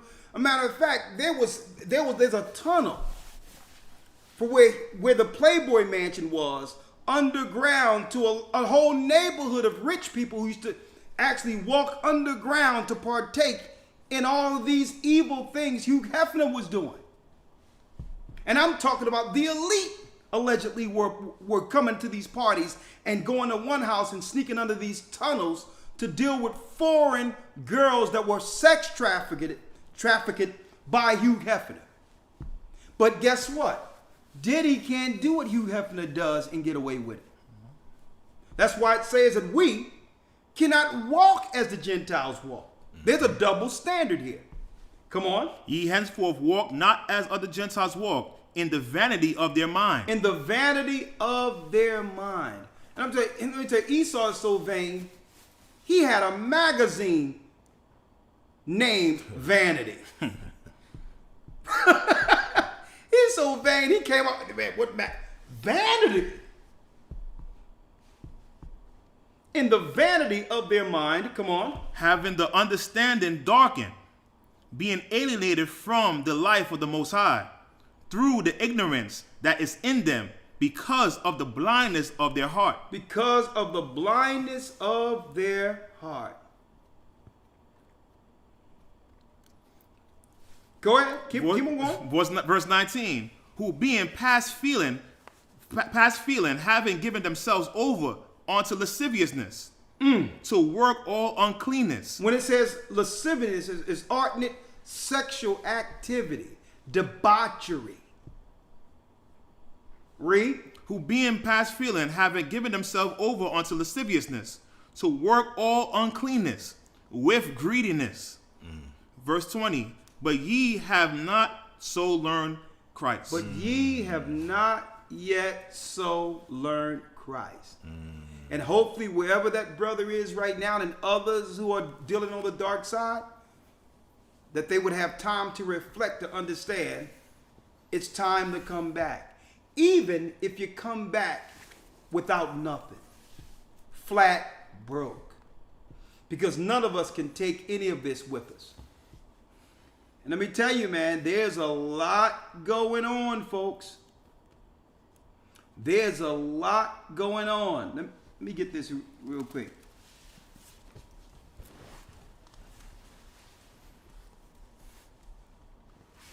And I'm going to tell you right now, I want y'all to check out this guy right here. Because it's going to come out. So I believe all of this is going to come out. Remember I talked about this during the Feast of Tabernacles in the 7th month. Don't forget, I dropped this on y'all. Let me get something here, 1 second. Right here.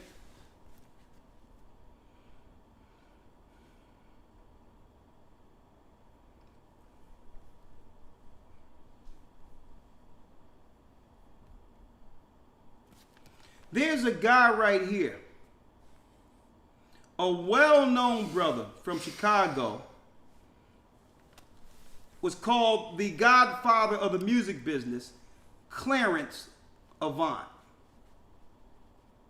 This guy, Clarence Avant, was really like the master or the master negotiator between the elites, synagogue of Satan and jewelry and all that, and those who would make it in the music business. His name is Clarence Avant. And believe it or not, P. Diddy and others would always lean on him for wisdom when the system was seeking to come against them. There's so many charges that was out there when it comes to P. Diddy, where he had chances over and over again, and Clarence Avant would call in favors to protect him. And then Clarence Avant died mysteriously. Now, this wasn't by the hands of P. Diddy. But after he died, there was no one left to advise him. But I believe in all of this, that when they begin to press on P. Diddy or Puffy, it's going to come out what really happened to this man. And it may surprise you who's behind getting rid of him. I'm just putting that out there. I believe, folks, that a lot of stuff is going to come out. And at the end of the day, it's going to be revealing a lot of the wickedness that have been going on to really keep our people under control and keep us under a delusion that came with that culture. I believe that through all of this, what happened to Tupac will eventually come out. What happened to Biggie is going to come out. All of that. And what I hope that comes out of this, that our brothers, our young men, will chart a new direction than believing that there's an escape that can have us grow financially through hip hop or the music business. That we would need to hold to something else outside of chasing a dream. And guess what? The only choice that's left for our people is the truth. Is the truth. When it comes to upward financial mobility, when it comes to being able to become millionaires or whatever the case is without becoming a football player or a music artist, all of those things are drying up. Even when it comes to manual labor, becoming a tradesman and being able to make money with the work of our hands. They already have the immigrants here to replace us with that. Okay, so the times of being a carpenter and being able to be an electrician and all these others and make money, folks, the immigrants are going to price us out of the market. And I believe that where we are right now is where the Most High wants us. Okay, Judah. Okay, Israel, what are you going to do?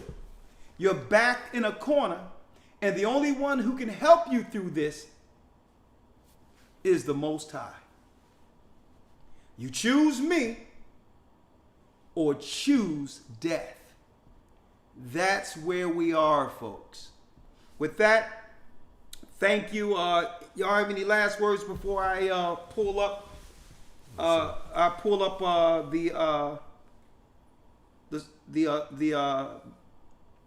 me open this up. Blog Talk. I'm gonna pull up Blog Talk real quick. What's that? Yeah, see what's going on with it. I'll pull up Blog Talk real quick. You gonna check it out?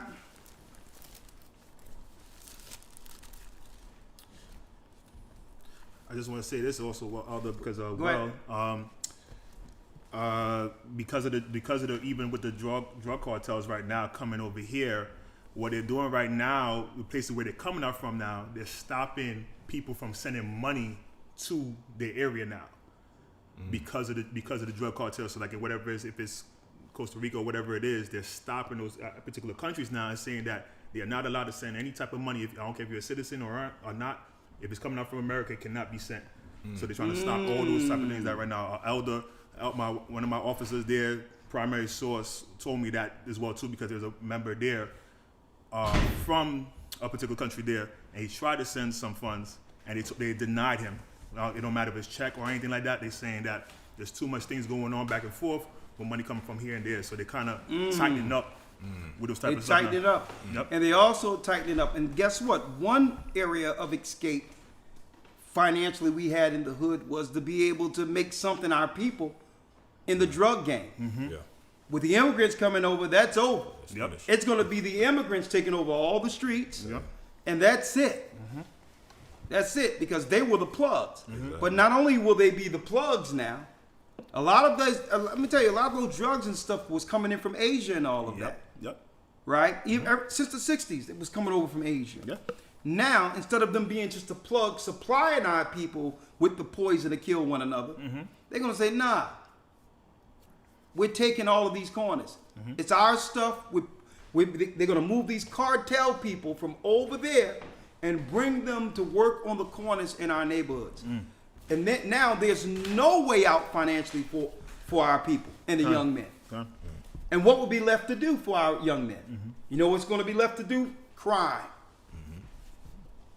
The only avenue left is stick up and all these others that's going to lead to a civil war within the inner cities. 515-605-9327. We have to go back to the campground. Right? We have to go back to the campground, but before I go there, let me just take a few calls. What say you?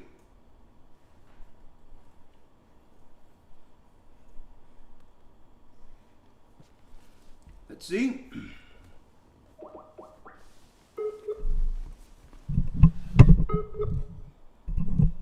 And yes, this academy, this week we'll be going into. Blog Talk Radio. This week we'll be going into. Blog Talk Radio. Please hold, and you will be able to listen to the show.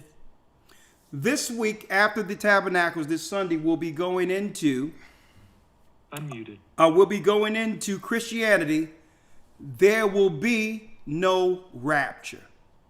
Okay? So for the Christians who think, well, I don't care what the immigrants are doing, God is going to take me in the rapture, your behind going to be right here. Okay? You ain't going nowhere until Christ returns. There will be no rapture. And we're going to be talking about that this weekend in the Academy. 515-605-9327. What say you? I started off, believe it or not, I was going to forego Blog Talk and just be there at the camp all week. But I'm like, you know what?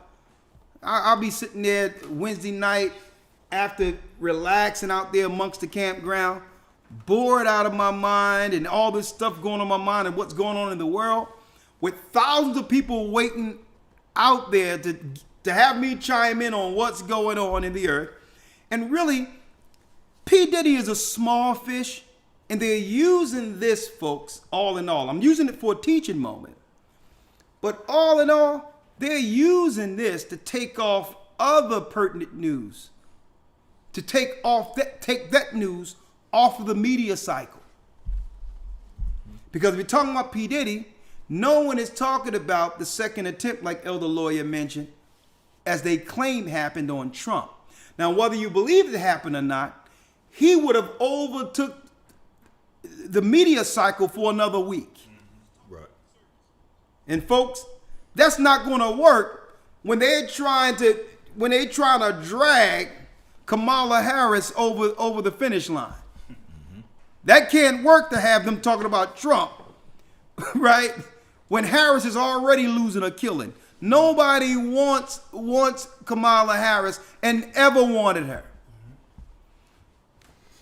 So what they trying to do is take certain things off of the media cycle, so to push her over the finish line.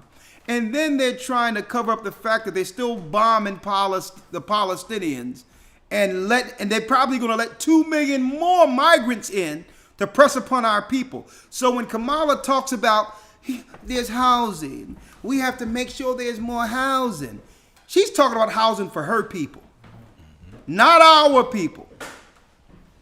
A tax credit. We get $25,000 towards a house. And our people can't afford these houses with the interest rates. So who is you giving this $25,000 to? Babylonians, East Indians. So don't fall for that crap they're saying, okay? By the time November comes, there might be 2 million more of Kamala Harris's people with dots on their head pressing upon you in the inner cities. Darren, who that? Darian? Darian has a comment and question, and/or question. Hey. Hey, Darian. Hey, hello, how's it going, Elder? I am blessed by the Almighty. What say you? Hey, man, I say great lesson, man. I caught it probably towards the middle, and you actually answered one of my questions that I had. Shalom to Elder Lawyer and the other gentleman also. Bishop Shamal. Yes, sir. Yeah, but yeah, my inquiry was exactly what you had kind of went over, was that with those big names, isn't there a limit to what they can do as far as getting together and going into the neighborhoods and spending their money specifically to help us? I thought that I had heard that it was like some sort of thing to where they specifically had a direction that they can't do that. You know what I'm saying? And I was just wondering, did they have a choice? Like, what was their other outlet? You know what I'm saying? Other than to keep their money. Hey, brother. If there is some type of thing. Yes, sir. Let me answer this.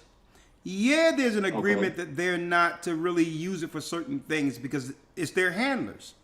If you're going to invest your money, usually they give you handlers and accountants to make sure the money doesn't go back into our people.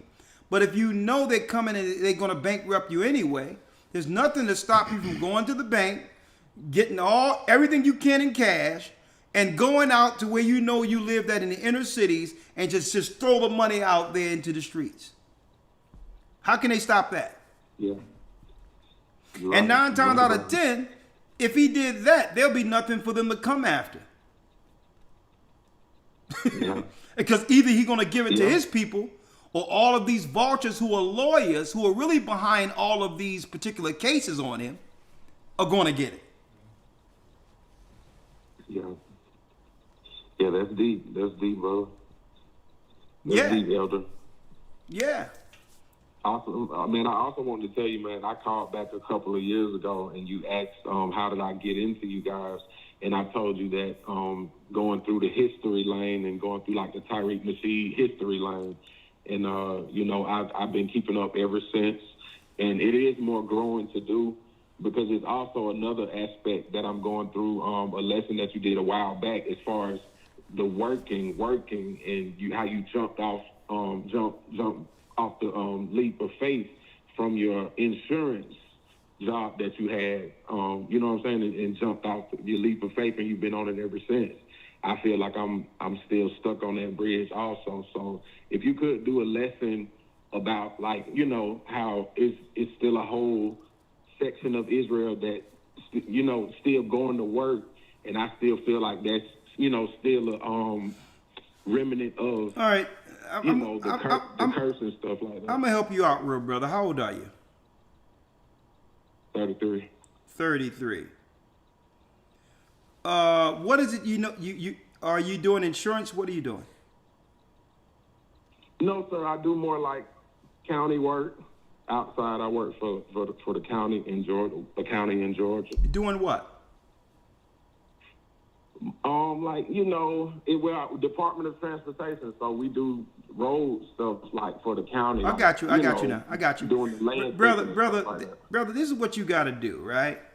And this is, I couldn't just have gotten off of my job without finding ways of making legal money to supplement at least the bills I were paying under that job, right?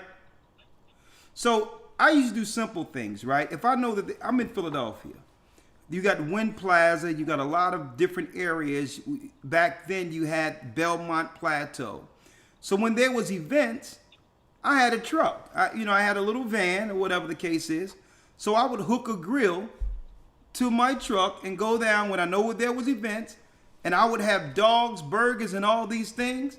And if I know there's an event, I could collect $700 to $1,200 on the event, just flipping burgers and all that right there and selling them off where any event was, right? So I would do little things like that.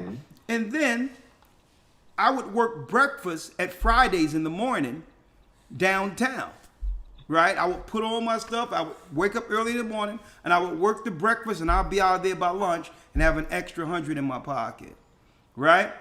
But this is what so always understand, it's not about the job you're making, more so than trying to supplement the money that you're making.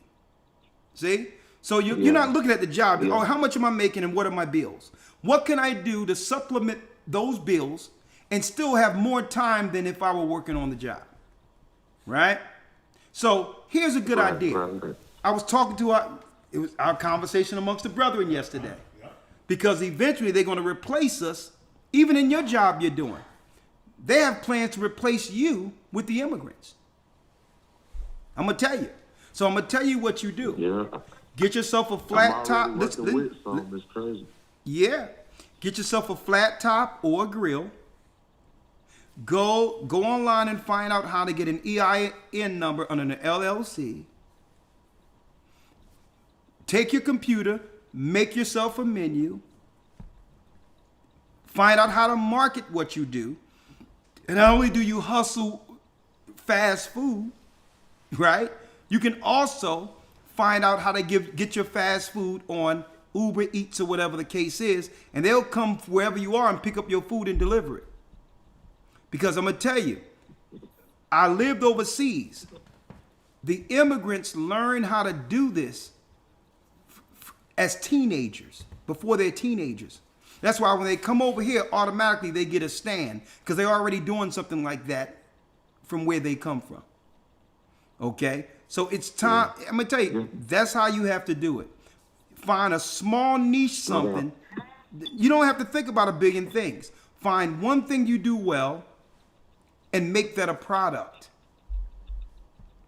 And at least be able to supplement and at least be able to supplement the amount of money you're actually making right now. So again, you're not looking at the job, you're looking at the bottom line, and you're looking at how to make that same amount of money without putting in the same hours. It's quite that simple. All right? Oh, man. Thank you, man. Thank you. Just do it. And if you put your mind to it, you pray on it, and guess what? It gives you a head start, because the same mindset that it took for you to go into that and make that a success, it's going to open up something in you psychologically. And you're going to realize, man, I can apply this same program to any part of my life and succeed. Okay? Yes, sir. Oh, I love that. Yes, my sir. brother. All right? All right. All right. Shalom. Thanks, man. You're welcome.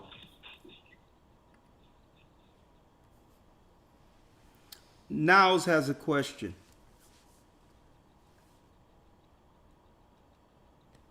How you doing, Niles? Good evening. Niles, you there? Okay, Niles must be on. Sorry, can you hear me? Yes, I can hear you, Niles. Good evening. How are you? I'm sorry about that. It's fine. What say you? I'm well. Thank you. Well, I wanted to actually call in because I'm actually going through a little bit of a struggle with just a little bit right now. I grew up in church. I grew up with the whole, I grew up as a worship leader actually, and what I'll just have to be honest with you. I feel like I'm going through a little bit of what Solomon went through. I was just on fire, man. With just kind of waking up and realizing, and then somebody said to me, actually this woman I was dating at the time, she said, how can you believe in this book when your oppressors gave it to you. And that really, really, I had heard it before, but it just, for some reason, when she said it, and again, because I was, I'm in love with her or was in love with her, it kind of hit me, it hit me in the gut. And as a black man and as a leader, as someone who is standing up for my family and wanting to stand for my family, here's a lady who I'm wanting to, marry and kind of, go forward with. She's asking me, how can I believe something that my oppressor? Okay, okay, brother, I've heard that before. Okay, yes, that was one of the first questions Elder Gaja had for me, and now he's a teacher in the church.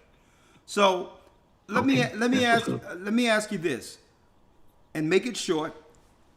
What was your answer to when she asked you the question? You were stumped?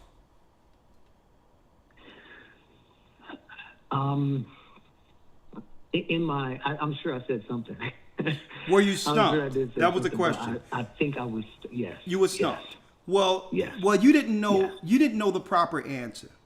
The proper answer was this. The oppressor didn't give this to us. King James, who was over the what? He authorized a translation. He was a black man. Yes. If you'd have answered that way, then she would have been inquisitive to understand how you knew that and why no one ever told her that. See? So the answer to this is the white man didn't give me anything. The Bible is a black man's book. King James translated that. What white man is going to give you a book that says that Jesus Christ, whom they call ignorantly Jesus Christ, was black like burnished brass, and here white and woolly? If a white man was going to give you a book, he would have definitely changed that. Right. Yeah. Right? So it's not that what she said had any strength to it. You just weren't learned enough to answer it. Yeah, and I was weak in the moment. I was into her like that. You know what I mean? I'm saying, so but it's another thing. Another thing. Yeah. So there's other things going on. When you say you were like Solomon, that means you had faith of the Most High and was weakened through a woman. And it had you question your faith because of a woman. That's exactly right. That's what I'm calling. Yeah. I mean, hey, brother, listen, you're a young man. We all go through some of these phases. But then when you find the Most High, you put everything in its proper priority, including a woman. It's real. Okay, I understand. So let's get the order. So let me give you the order. The Most High. Okay. You got that? Corinthians 11. Who's after the Most High? Absolutely. Who's after the Most High? Christ. That's right. Who's after Christ? Man. And who's after man? The woman. That's it. Huh? Say it again. She ain't around you, is she? The woman's after the man and then the children. No. Okay, is she around you? So who's after? No. I'm okay. Sorry. Okay. I'm So I'm not speaking up. Okay. She's not listening. Hopefully. No. You sound like you're shaking right now. No. After the man, brother, it's the woman. Yeah. So right. guess what? It doesn't matter what she's feeling about the Bible and all that. You are putting things in priority. Okay. Okay. Yeah. All right. So I would tell her, regardless of what you think, this book is a black man's book. And this black man right here, if you're with me, you're going to follow me. And I'm a black man that's going to deliver you the book. So what's the problem? Ain't no white man around here. So what are you doing? You're putting things in its proper priority. All right? Okay. And what you're doing, All right. what you're doing is you're actually, I'm going to tell you, you're rooting out spiritually. Listen to this, what's going on. You're rooting out of yourself, because you don't want to go here. You're rooting out of yourself the simp spirit. All right? Okay. We have to kill, we have to kill the simp. Okay? I hear you on that. All right. Let me, can I say this? Yeah. Because I hear you, and I hear you calling me a simp. No. I'm not calling you a simp. Well, let me. Now listen, you don't got to get defensive. Okay. Listen to what I'm saying. That spirit. What I'm saying is, I can go back to Solomon. Mm-hmm. I'm not even talking about you. Because you get that. I totally get that. Yeah, because you got women who was working on him. Yeah. And they were beautiful, and they began to, these women can pull at your manhood. Well, that's exactly right. Yeah. Yeah. Sure. So that's what I'm talking about. I don't believe you are a simp, but what happens if they get control and we don't take priority? What happens is that's what we become. And I'm not challenging you to not become that. But too many of us, let me tell you, I understand. What I'm saying is, for years we've been hearing in our community and haven't been really taking it in. And it's a shame. For years, the word out on the streets were, we would follow the black man, but a lot of our men are weak.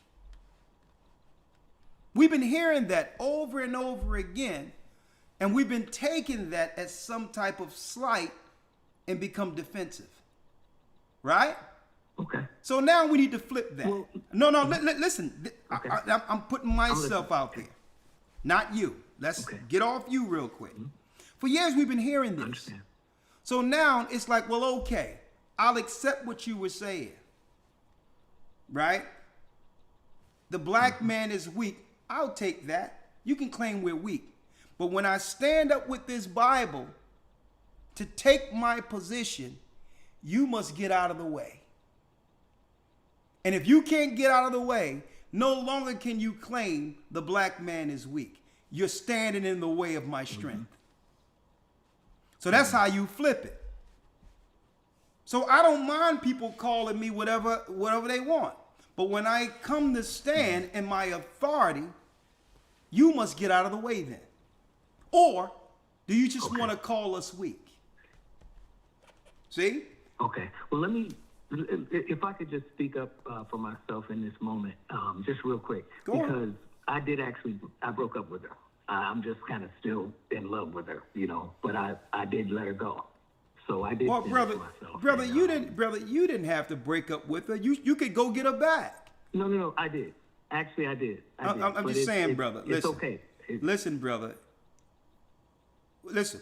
I think we have to. Question. Listen, brother. I'm gonna write your number down, and I believe we need to have a conversation outside of this, right?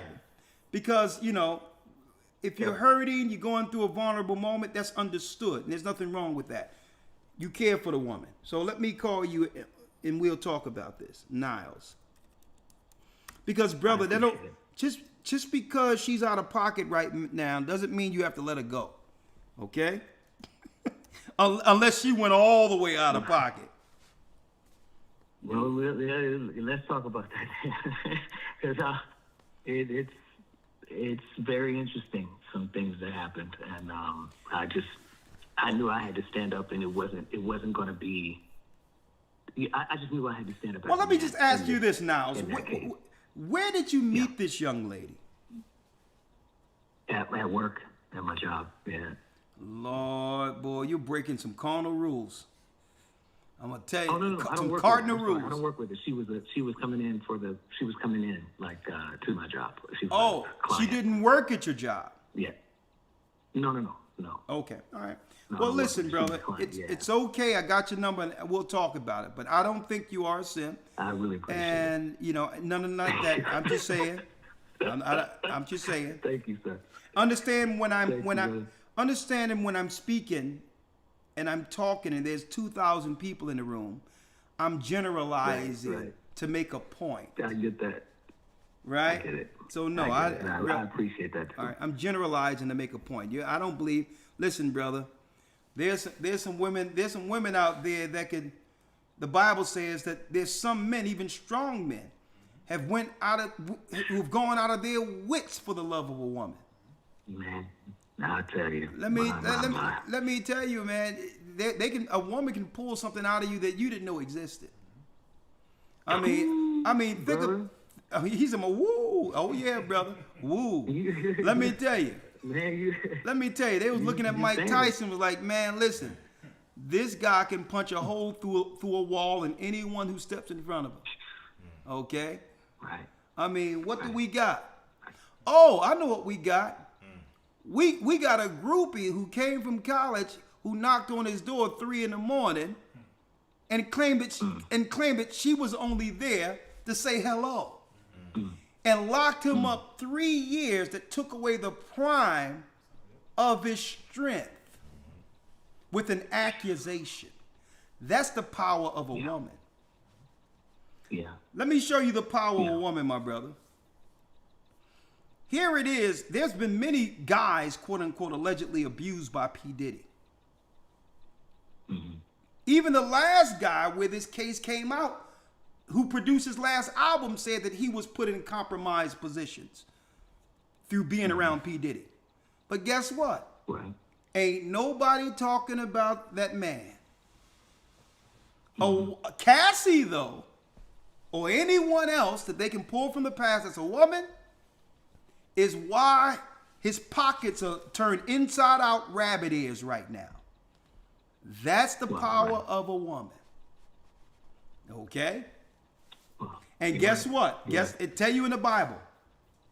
The only spirit that can humble a woman or have them fear God or respect a man the way he should be respected.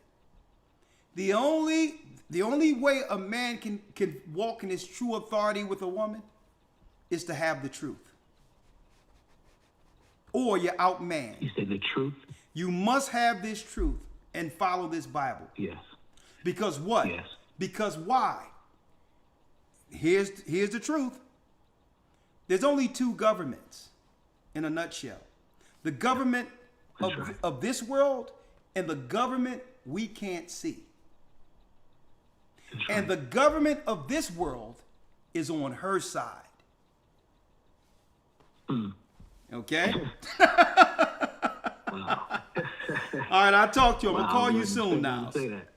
Hey. Wow. Okay. You can't win. All right? The only government that can topple this government. That's why I tell you in the book of Esdras that out of everything in the world, wine, the king, everything, there's nothing more powerful than a woman. Nothing. That's right. That is what it says. That's right. I remember that. Yes. And the only way to overcome the strength the world has given a woman is the truth. That's why if you say you're an Israelite and run into a woman, I don't care if she into you or not, and you're single, she gonna do a about face and run as fast as she can. Okay, usually they're like, you what? Because she can't see how she has an end to control you. Very interesting. Very interesting, isn't it? Yeah, you making me remember some things that happened like in line. So I know exactly what you're saying. I really appreciate you. My brother. All right, my brother. Yeah. Shalom. Yeah. Thank you. And I would appreciate that call anytime you give it. So I will call you now. You feel like it. I will call you. That would be awesome. Shalom. Thank you, sir. Shalom, brother. Man, they'll have you on IG Live. What is it you want from me? Straight up. Princess Rodriguez. Shalom, elders. Shalom, Princess Rodriguez. How are you? Okay. I'm from the Jamestown body. Yes. So I've been trying to get in contact with you for a while. I even wrote you a letter, but I don't know if you received it. I have a separate situation, and I'd like to have you to give me a call, and I would appreciate it. Okay, you just want me to give you a call? Yeah, please. Okay, is everything good down at the Jamestown body? Yeah, yes. Okay, that's good then. I'm like, don't be calling here snitching on people. These men we set up are doing the best they can. Right? No. All right. Hold on.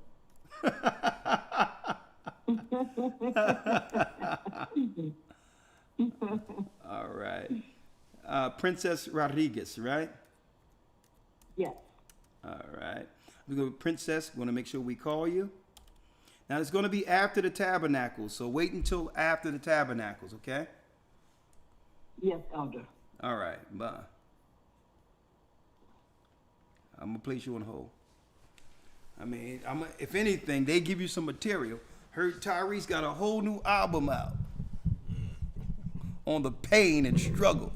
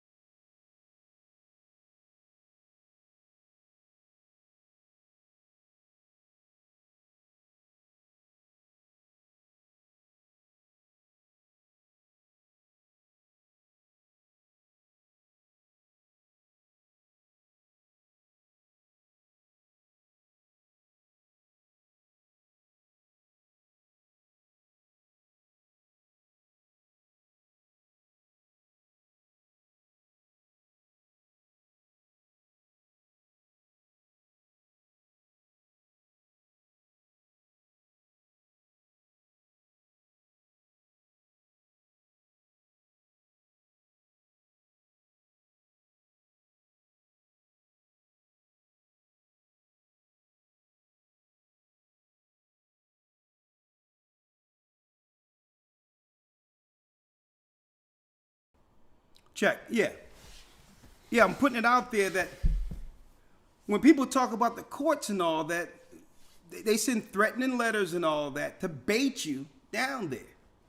And once they bait you there, at the end of the day, they're not looking to get nothing from the woman because they know, people know the numbers, okay? Men have the money, okay? I don't care what they say online. They know men have the money. So they're not there to hear the case to find out who's right or wrong. The family courts are there to siphon money from the man. That's it. It's a business. And you're not going to press upon the person who isn't going to have the money to help continue the business. The women business is to lure the men down so that they can be shaken from the ankles. That's the game. Okay?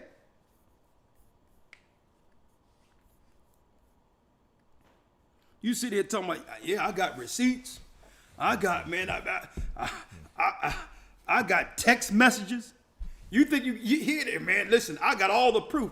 And she comes in there with nothing. No proof or nothing, and leaves with everything. Y'all better wake up. The Bible tell you unless you have the truth, the woman is the most powerful of all on earth, unless you have the truth. It's her. She's the most powerful. She's over the king. She's over wine. She's over armies. She's over all of that. Why? Because you will have a guy go to war to make sure his woman stays safe. You'll have a king who will travel overseas and take a nation and take another kingdom for the love of a woman. Okay? You can have a woman who say, man, somebody did something to me, and you got the whole block fighting someone because of an accusation. Men can't do these things. But the truth excels her. Because the truth will have you not only understand what's going on, you'll have the truth to be able to filter her nonsense, if she has some nonsense, through what's right according to the Bible. Okay? You're able to filter her through the word, and now what works in the world doesn't work on you. See? Michelle has a question. Hello, elders. And listen. Excuse me. I'm going to show you how powerful. Thank you for taking my call. Hold on one second, sister. I'm going to show you how powerful the woman is, according to scriptures too.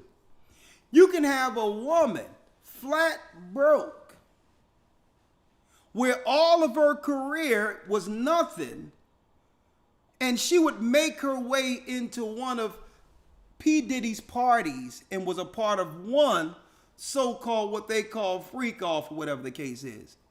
And she can cry and say something happened to her and acquire generational wealth from that one night. Now check that out. She's been all over the place sleeping for nothing before that.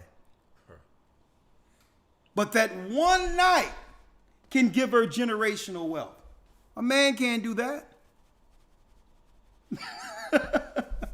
How you doing, Michelle? Hello, Elder.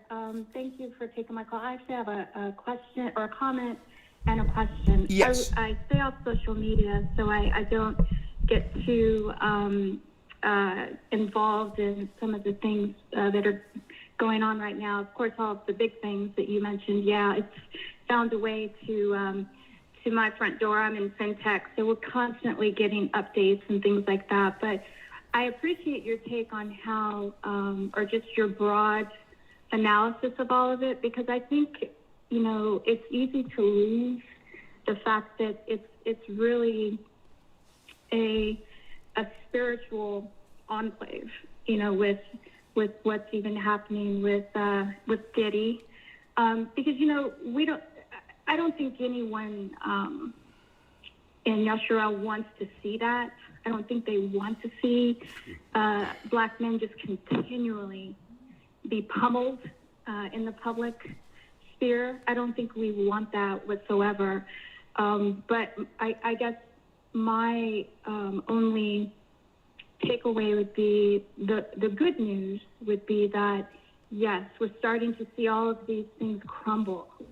And that gives me some relief that we are starting to really see these things crumble before us.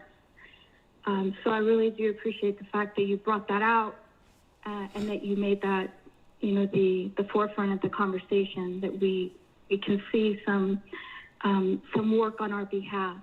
Yeah. You know? The other thing that I wanted to mention as well, so I feel sort of that tug in terms of diversifying skill, how me as a person, as a mother, is able to build in different directions. I sold a business a few years ago, and then ended up going back to work. And now I'm thinking I'm gonna have to work and go back into business because I just need to make sure that that I do have some more skill sets. I don't want to get caught out there in retirement or anything without having something to fall back on, because there won't be the Walmart jobs if I decide to go back to work. There won't be, you know, all these little things that people do in retirement, right? That none of that stuff is going to be there in 15, 16, 20 years when I'm probably going to be ready to retire. Well, sister, usually women, hold up, sister. Usually women think that there'll be a husband somewhere, to not think of having to work at Walmart near retirement stage. Why isn't a husband? I was a young widow. What I'm saying is, why isn't a husband the default for you? I'm sorry. Why isn't the husband? I was a young widow. Yeah, you're a widow. I'm sorry to hear that. But you know, as a widow, you can marry again. Yeah, I don't know that that's really I don't know that that's really a space for me at this time. I'm really focusing on getting ready. You know, I want to get ready for whatever space that the Most High has for me. Okay. I have a granddaughter and 2 sons that you know, I want to spend more time with and develop a closer nation. Or be in that work for creating a closer nation as a family. Okay. We all, you know, that requires constant prayer because they're believers, but you know they're not connected. Are you are you a member of the of one? Are you a member within one of the churches? Yes. I don't. We have one here. You know, I've tried a few different places, and I really just listen to you online. I join your services online, but I'm in Phoenix, and I don't believe we have a location here. Yeah, we have a location there, sister. Okay, all right. Okay, so let me put I'd love to get the contact information at some point, but no. I'm not in any service. I really do just join your services online as often as I'm able. Okay, so what I'll do is I'll just make sure the bishop there reach out to you, Michelle, okay? Is that okay? Okay. All right. That's perfect. Thank you. All right, stay strong Thank and yeah. And bless you. And someone will be reaching you before Monday, all right? Okay, very All right. good. Thank Shalom. you. Okay, I'm going to take a few more calls before that, and then after that, I'm going to break down. And I know some people might say, well, Elder, for a woman to do something like that, that's wrong. That she would do something like that, sue him knowing that, you know, it's a money grab. Of course it's wrong. I'm not saying that she's right who would do something like that. I'm talking about the P. Diddy thing and go there and rob him of his hard-earned money. But the whole thing is the fact that she can do that and have that option is what I'm talking about. Not right or wrong. Because there's a lot of women who understand that they could use the government for their own turn, but refuses to do something like that because it's immoral. It's wrong. There's a lot of women know, even if they don't use the government, the power they have as an option to use it. And that's what I'm talking about, the power of a woman. You have a lot of women who know a lot that women are doing wrong and using the government, weaponizing the government against men. I was looking at a video last night and it tripped me out. And this was a brother and sister, elders, from, they were from the islands. But then they moved over to the United States. She has her own house now, and she moved her sister in the house. And she wanted to divorce the brother from Jamaica, and they're married. She's sitting there crying and all that. She cried and told the police, told her father that there was a gun he had, come now, and all of that. And there was a white police officer taking all of these reports. And she said he put a gun to her chin and all of this. And you say that about a black man, that's a death sentence. And you know what? She sounds believable. But then there was a white woman cop who came, who listened to both sides and came down and spoke to the man. And he says, no, I swabbed the child last month and I found out the baby isn't mine. I always carry my own gun. I'm a respectful man. She's a smart woman. I love her. But she got mad because I swabbed the child and all this, and then she wanted to divorce me. She called me over to divorce with divorce papers and said to sign something. And I said, listen, I don't know the law. Let me look at it first. She began to curse me out and poke me in the face and called me all types of names. And he said that I carry a gun with me. I was sat on the porch and I had it hidden And I had my phone playing the whole time because I know she's a smart woman. Man, when he played that video, it was a different woman than the one that was upstairs crying that almost had the cops kill this brother.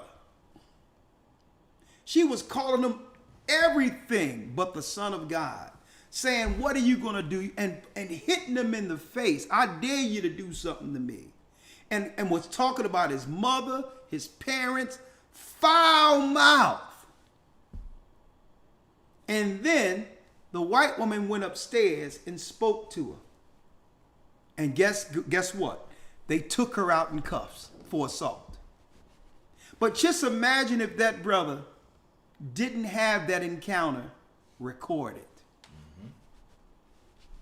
So what I'm saying is, women know they have the power. They know the government will side with them 10 times out of 10.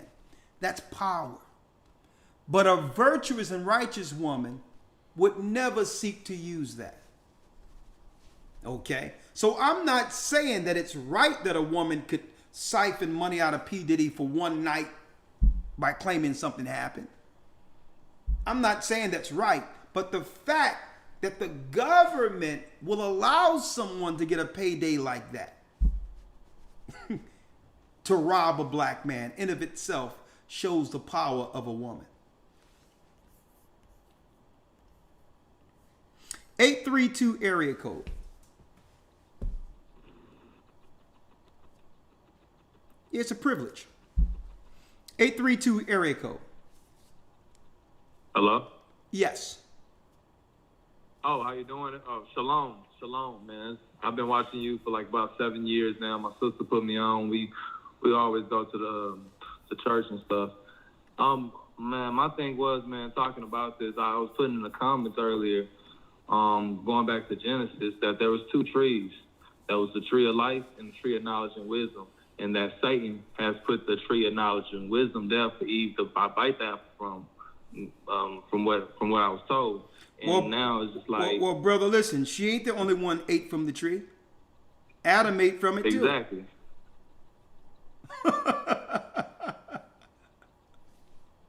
But go on.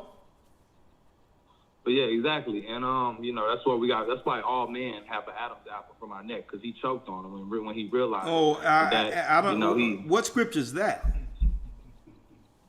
It's not a scripture, but it's a fact, man. Every man has an Adam's apple. I know. And it lets you know that... Hold up, brother. Hold up. If you've been to the church, you know about beware lest any man spoil you through philosophy. I want you teaching those scriptures, but I want to make sure you're correct with them. That wasn't an apple on the tree, my brother. All right? Correct. You're correct. So it's been a while. I understand, brother. So that in of itself takes the apple off the table, the Adam's apple. It wasn't no apple on the tree. All right, but I'm feeling what you're saying though. What you have for me next? Wait, Louis. Keep on going. It's just the fact that as the woman, I ain't talking down on women at all in that. But my point is, like you're saying, the women got the power. You know what I'm saying? The black women, all women, just in case, like Holloway, with the stories that you just told, Holloway, she called the cops and claimed all that stuff that old boy did, but he didn't do it, and that he just found out that was his child. And me personally, I'm going through some stuff like that, and it's messed up how the way a woman can just pick up a phone call and the white cops or the cops can just believe the woman instead of always getting outside of the story. All right. Anything else? That'll be it, man. All right, Shalom. The water for your call, brother. Okay, thank you, Brother Lloyd. And I want to say this. Muted. The whole thing when it comes to injustice and unrighteousness, no one gets away. And that's the whole point of the matter. No one gets away. And eventually the judgment comes on those who are unjust. It doesn't matter male or female. And right now we're living in a time that if any of us have done wrong, now there's judgment in the earth now. So eventually, those that have been done wrong for a long time would begin to wise up and understand how to get around the traps the enemy have put before us. And that's what I'm witnessing right now. There's a generation of men and women who understand that they must do things differently. Men aren't falling for the same traps they used to fall for. All right? And they're moving silently, knowing what's about to happen. I'll leave that there. It's a whole nother conversation. 414 area code.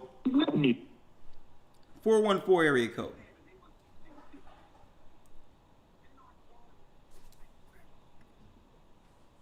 (661) area code. 661. Unmuted.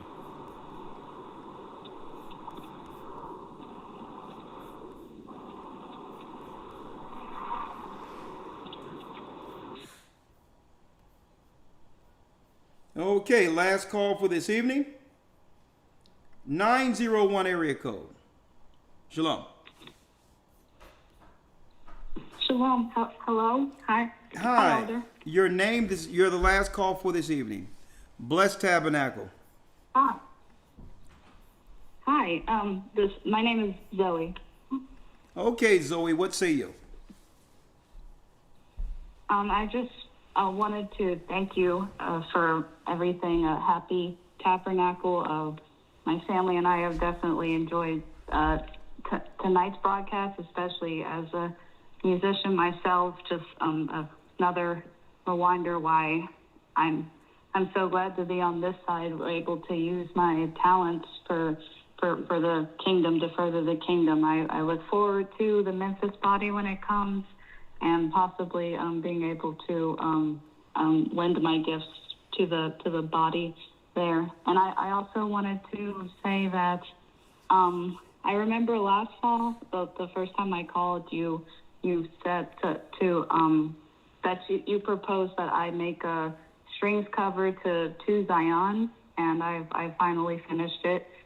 And I emailed it to the email I found on the website yesterday. And I also sent a flash drive copy. My dad mailed it. So I hope it finds you and you all are able to hear it. Well, thank you, sister. It will find me tonight. I'm going to listen. And you send it to the email gatheringas1 Yes, sir. Okay, well, I'm going to pull it up and listen to it tonight. And I'll tell you what I think. And thank you for, I'm thankful that you were moved enough to actually redo the song. That's a blessing. All right. Yes, sir. That's a blessing. All right. Yes, so sir. Thank you. I'll hear it tonight. To Zion by who? What's your name? Zoe. Zoe. To Zion by Zoe. Okay, I'll check it out tonight, sister, and thank you. All right. And okay, thank you, Elder. And have remainder blessed tabernacles, all of you. And yes, we will soon have a place in Memphis. We will have a place in Memphis as far as a church very soon, okay? All right? Yes, thank you. Shalom, Elder. Shalom. Thank you, elders. Thank you, Bishop. Been a pleasure sitting down, conversation on the couch, right? Talking to our people in the midst of tabernacles. Thank you. Who we have here? Oh, hold up. There's a Reggie here. There's a Reggie. I got to say something to Reggie real quick. He had his hand held for a long time. All right, last call, Reggie. And thank you, Elder Ramar. Reggie, you had your hand. Shalom, brother. Shalom, you had your hand held for a long time, and I couldn't do that. So talk to me. Hey, I got you. Say the best for last. Shout out to GOCC, the leadership, your family. Thank you for all you do. And shout out to Elder Lawyer, the best region GOCC staff. How you doing? We're blessed. Awesome. Hey, I just wanted to say, like, I really agree with the topic and everything you're saying. Is you know, I don't want to be the dead horse, man. Everything you said was top tier. One question I want to say or give a recommendation to you, Elder. With all the information you give on the Patreon and everything, man, have you ever thought about going to Rumble, the platform? Yeah. The uncensored platform, kind of like YouTube? Yeah, I'm thinking about it. Or at least have it as a backup channel. Okay, awesome. Absolutely. Gotcha. Awesome. And as a lawyer, this is Reggie from Alabama. If you can just, if you could shoot me a call, or is there an email I can email you at? Give you a call? GOCC South at yahoo.com. GOCC South at yahoo.com. Just a reminder, I did call you, Brother Reggie, multiple times. So you got to pick up when I call. You got to pick up. It's a new number. Just you pick did. up when I I call. tell you what, shoot me a text, because I probably just didn't recognize the number, so I appreciate it. No doubt, my brother. Okay, believe me, I know. Definitely. You know, it's not the debt collector, okay? I know you don't look at you don't answer anonymous calls, but you know, it's not the debt collector, okay? I don't know who you're ducking. I don't know who you're ducking out there. And shout out to answer the phone. Yes, sir. Hey, I sure will. And shout out to the brothers from GLCC Alabama. Big shalom to them. We meet and we watch you on YouTube, Elder, on the first Saturday of each month. So we appreciate all that you do. All right, my brother. Stay strong and answer the phone. All right. Yes, Shalom. Shalom. All right. Israel has a comment. Israel, 30 seconds. Shoot. Yes, Shalom, Elder. I was calling in today because I just wanted church to put a prayer forth for my grandmother, because there's some corruption going on in the hospital where they neglecting to take care of her to where I can't say where, because somebody's investigating it, but like they neglected her so bad to where you can see certain parts of her bones, and they're not taking care of her at all. I can't really go to the details, but they literally trying to take her life. So I was trying to, see if the you and the church can put forth a prayer, the elders, for so the Most High can do something and get justice and stop whatever they're trying to accomplish. What's her name? I can't say on the phone. It has to be, the name has to be said? Just her first name. 3. Hold on. Marie. Sister Marie, okay. And why? Have you visited her lately? Is she in your city? Yes.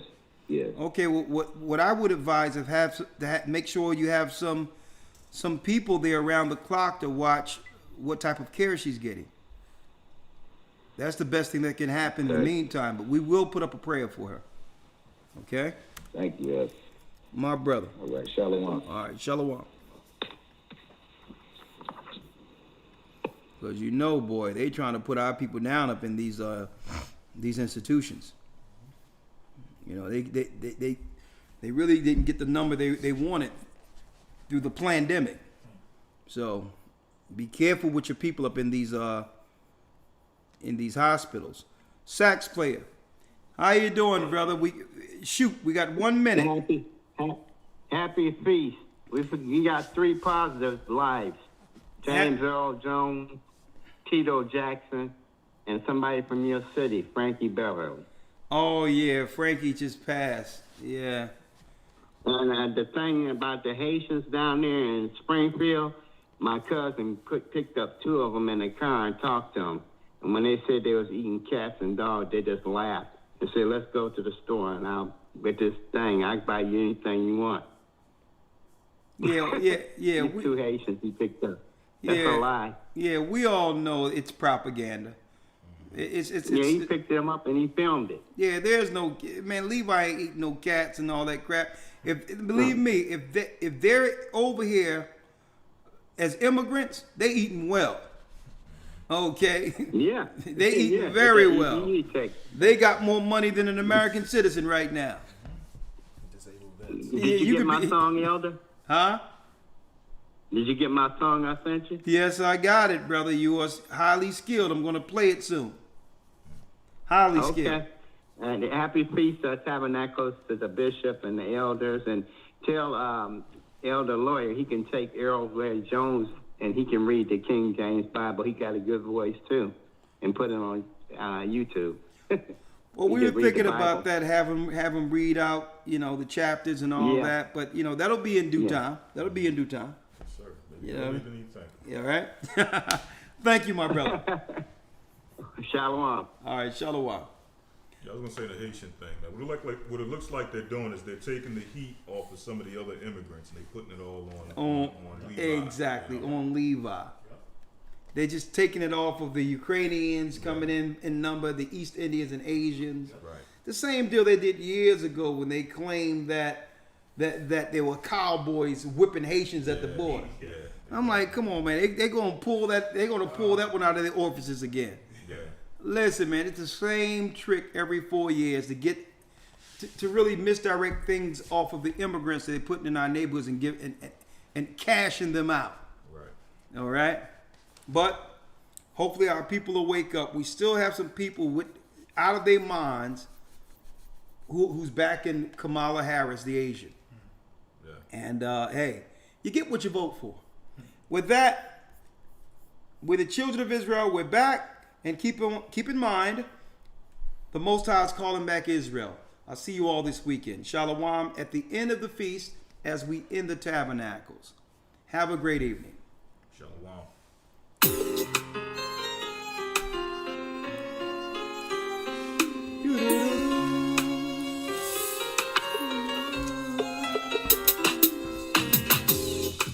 The East is where we're from. 12 tribes of Israel.